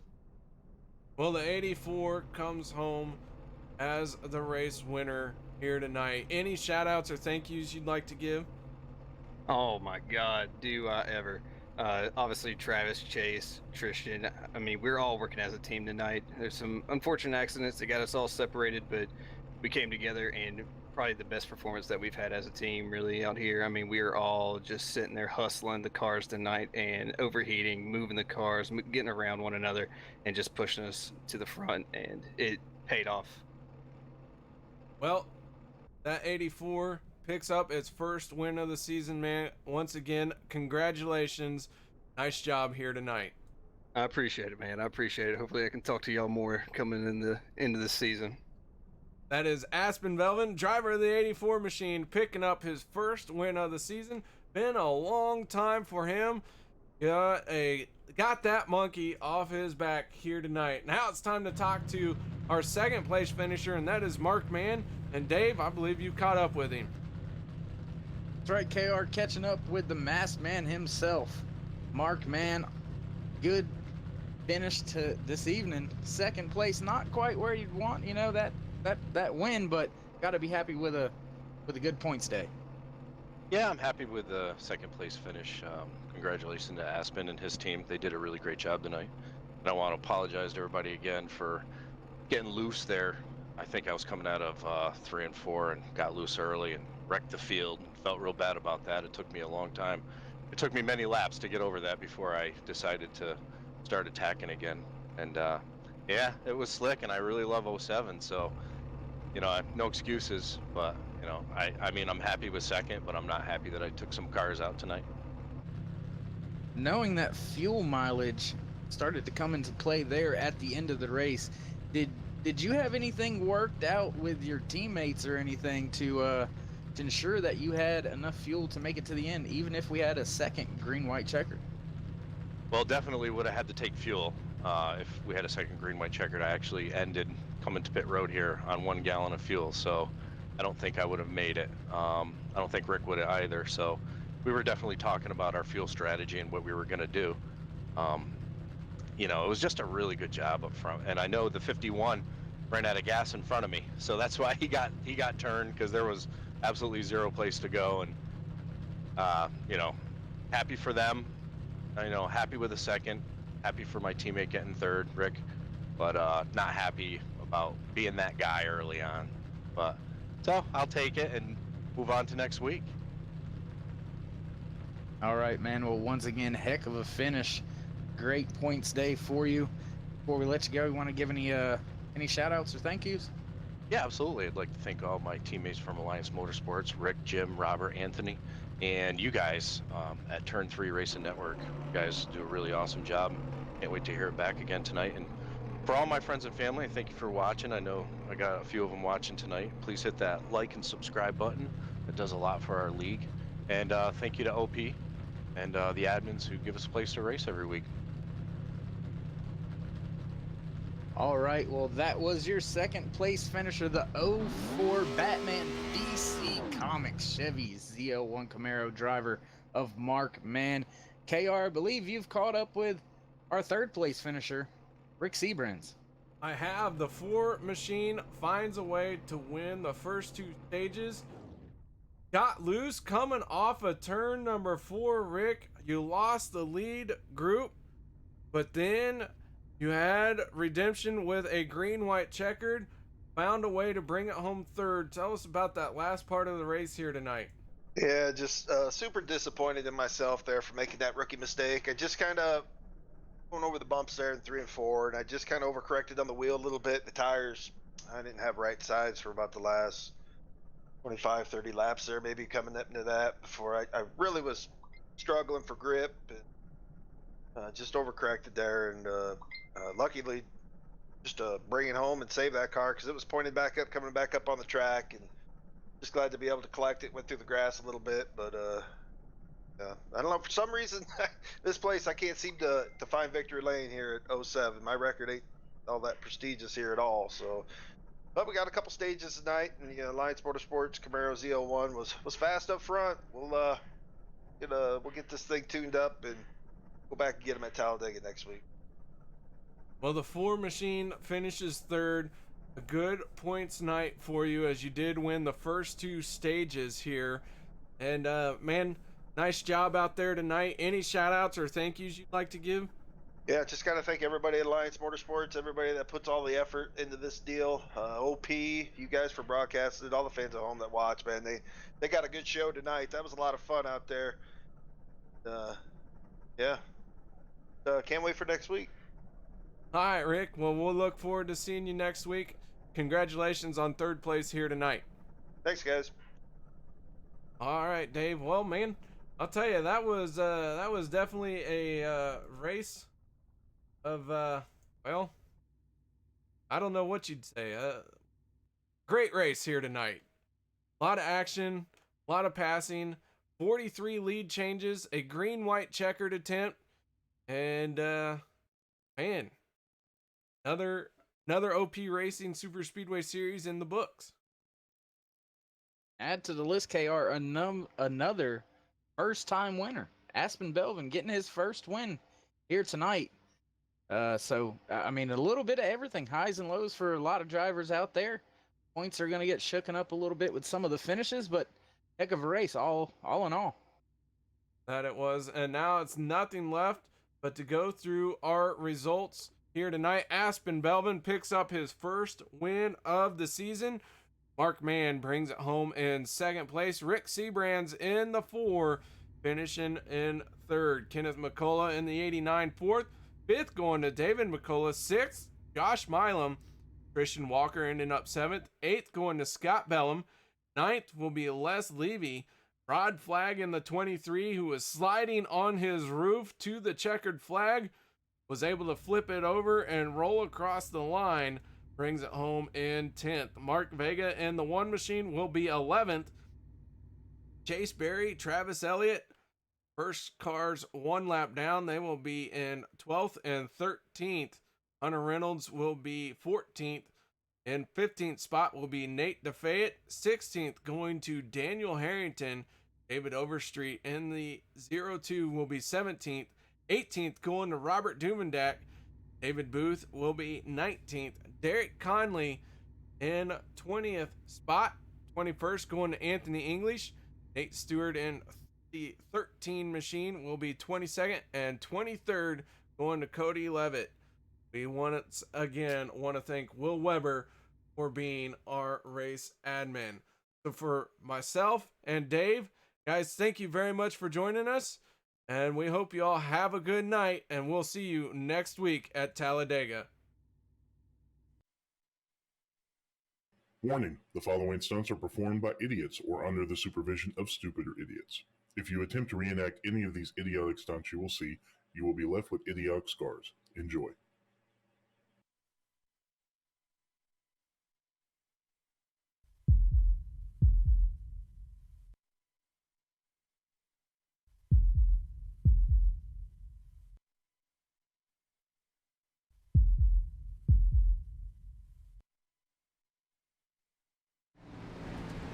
Hi, I'm Alex Green. Welcome to OP Racing.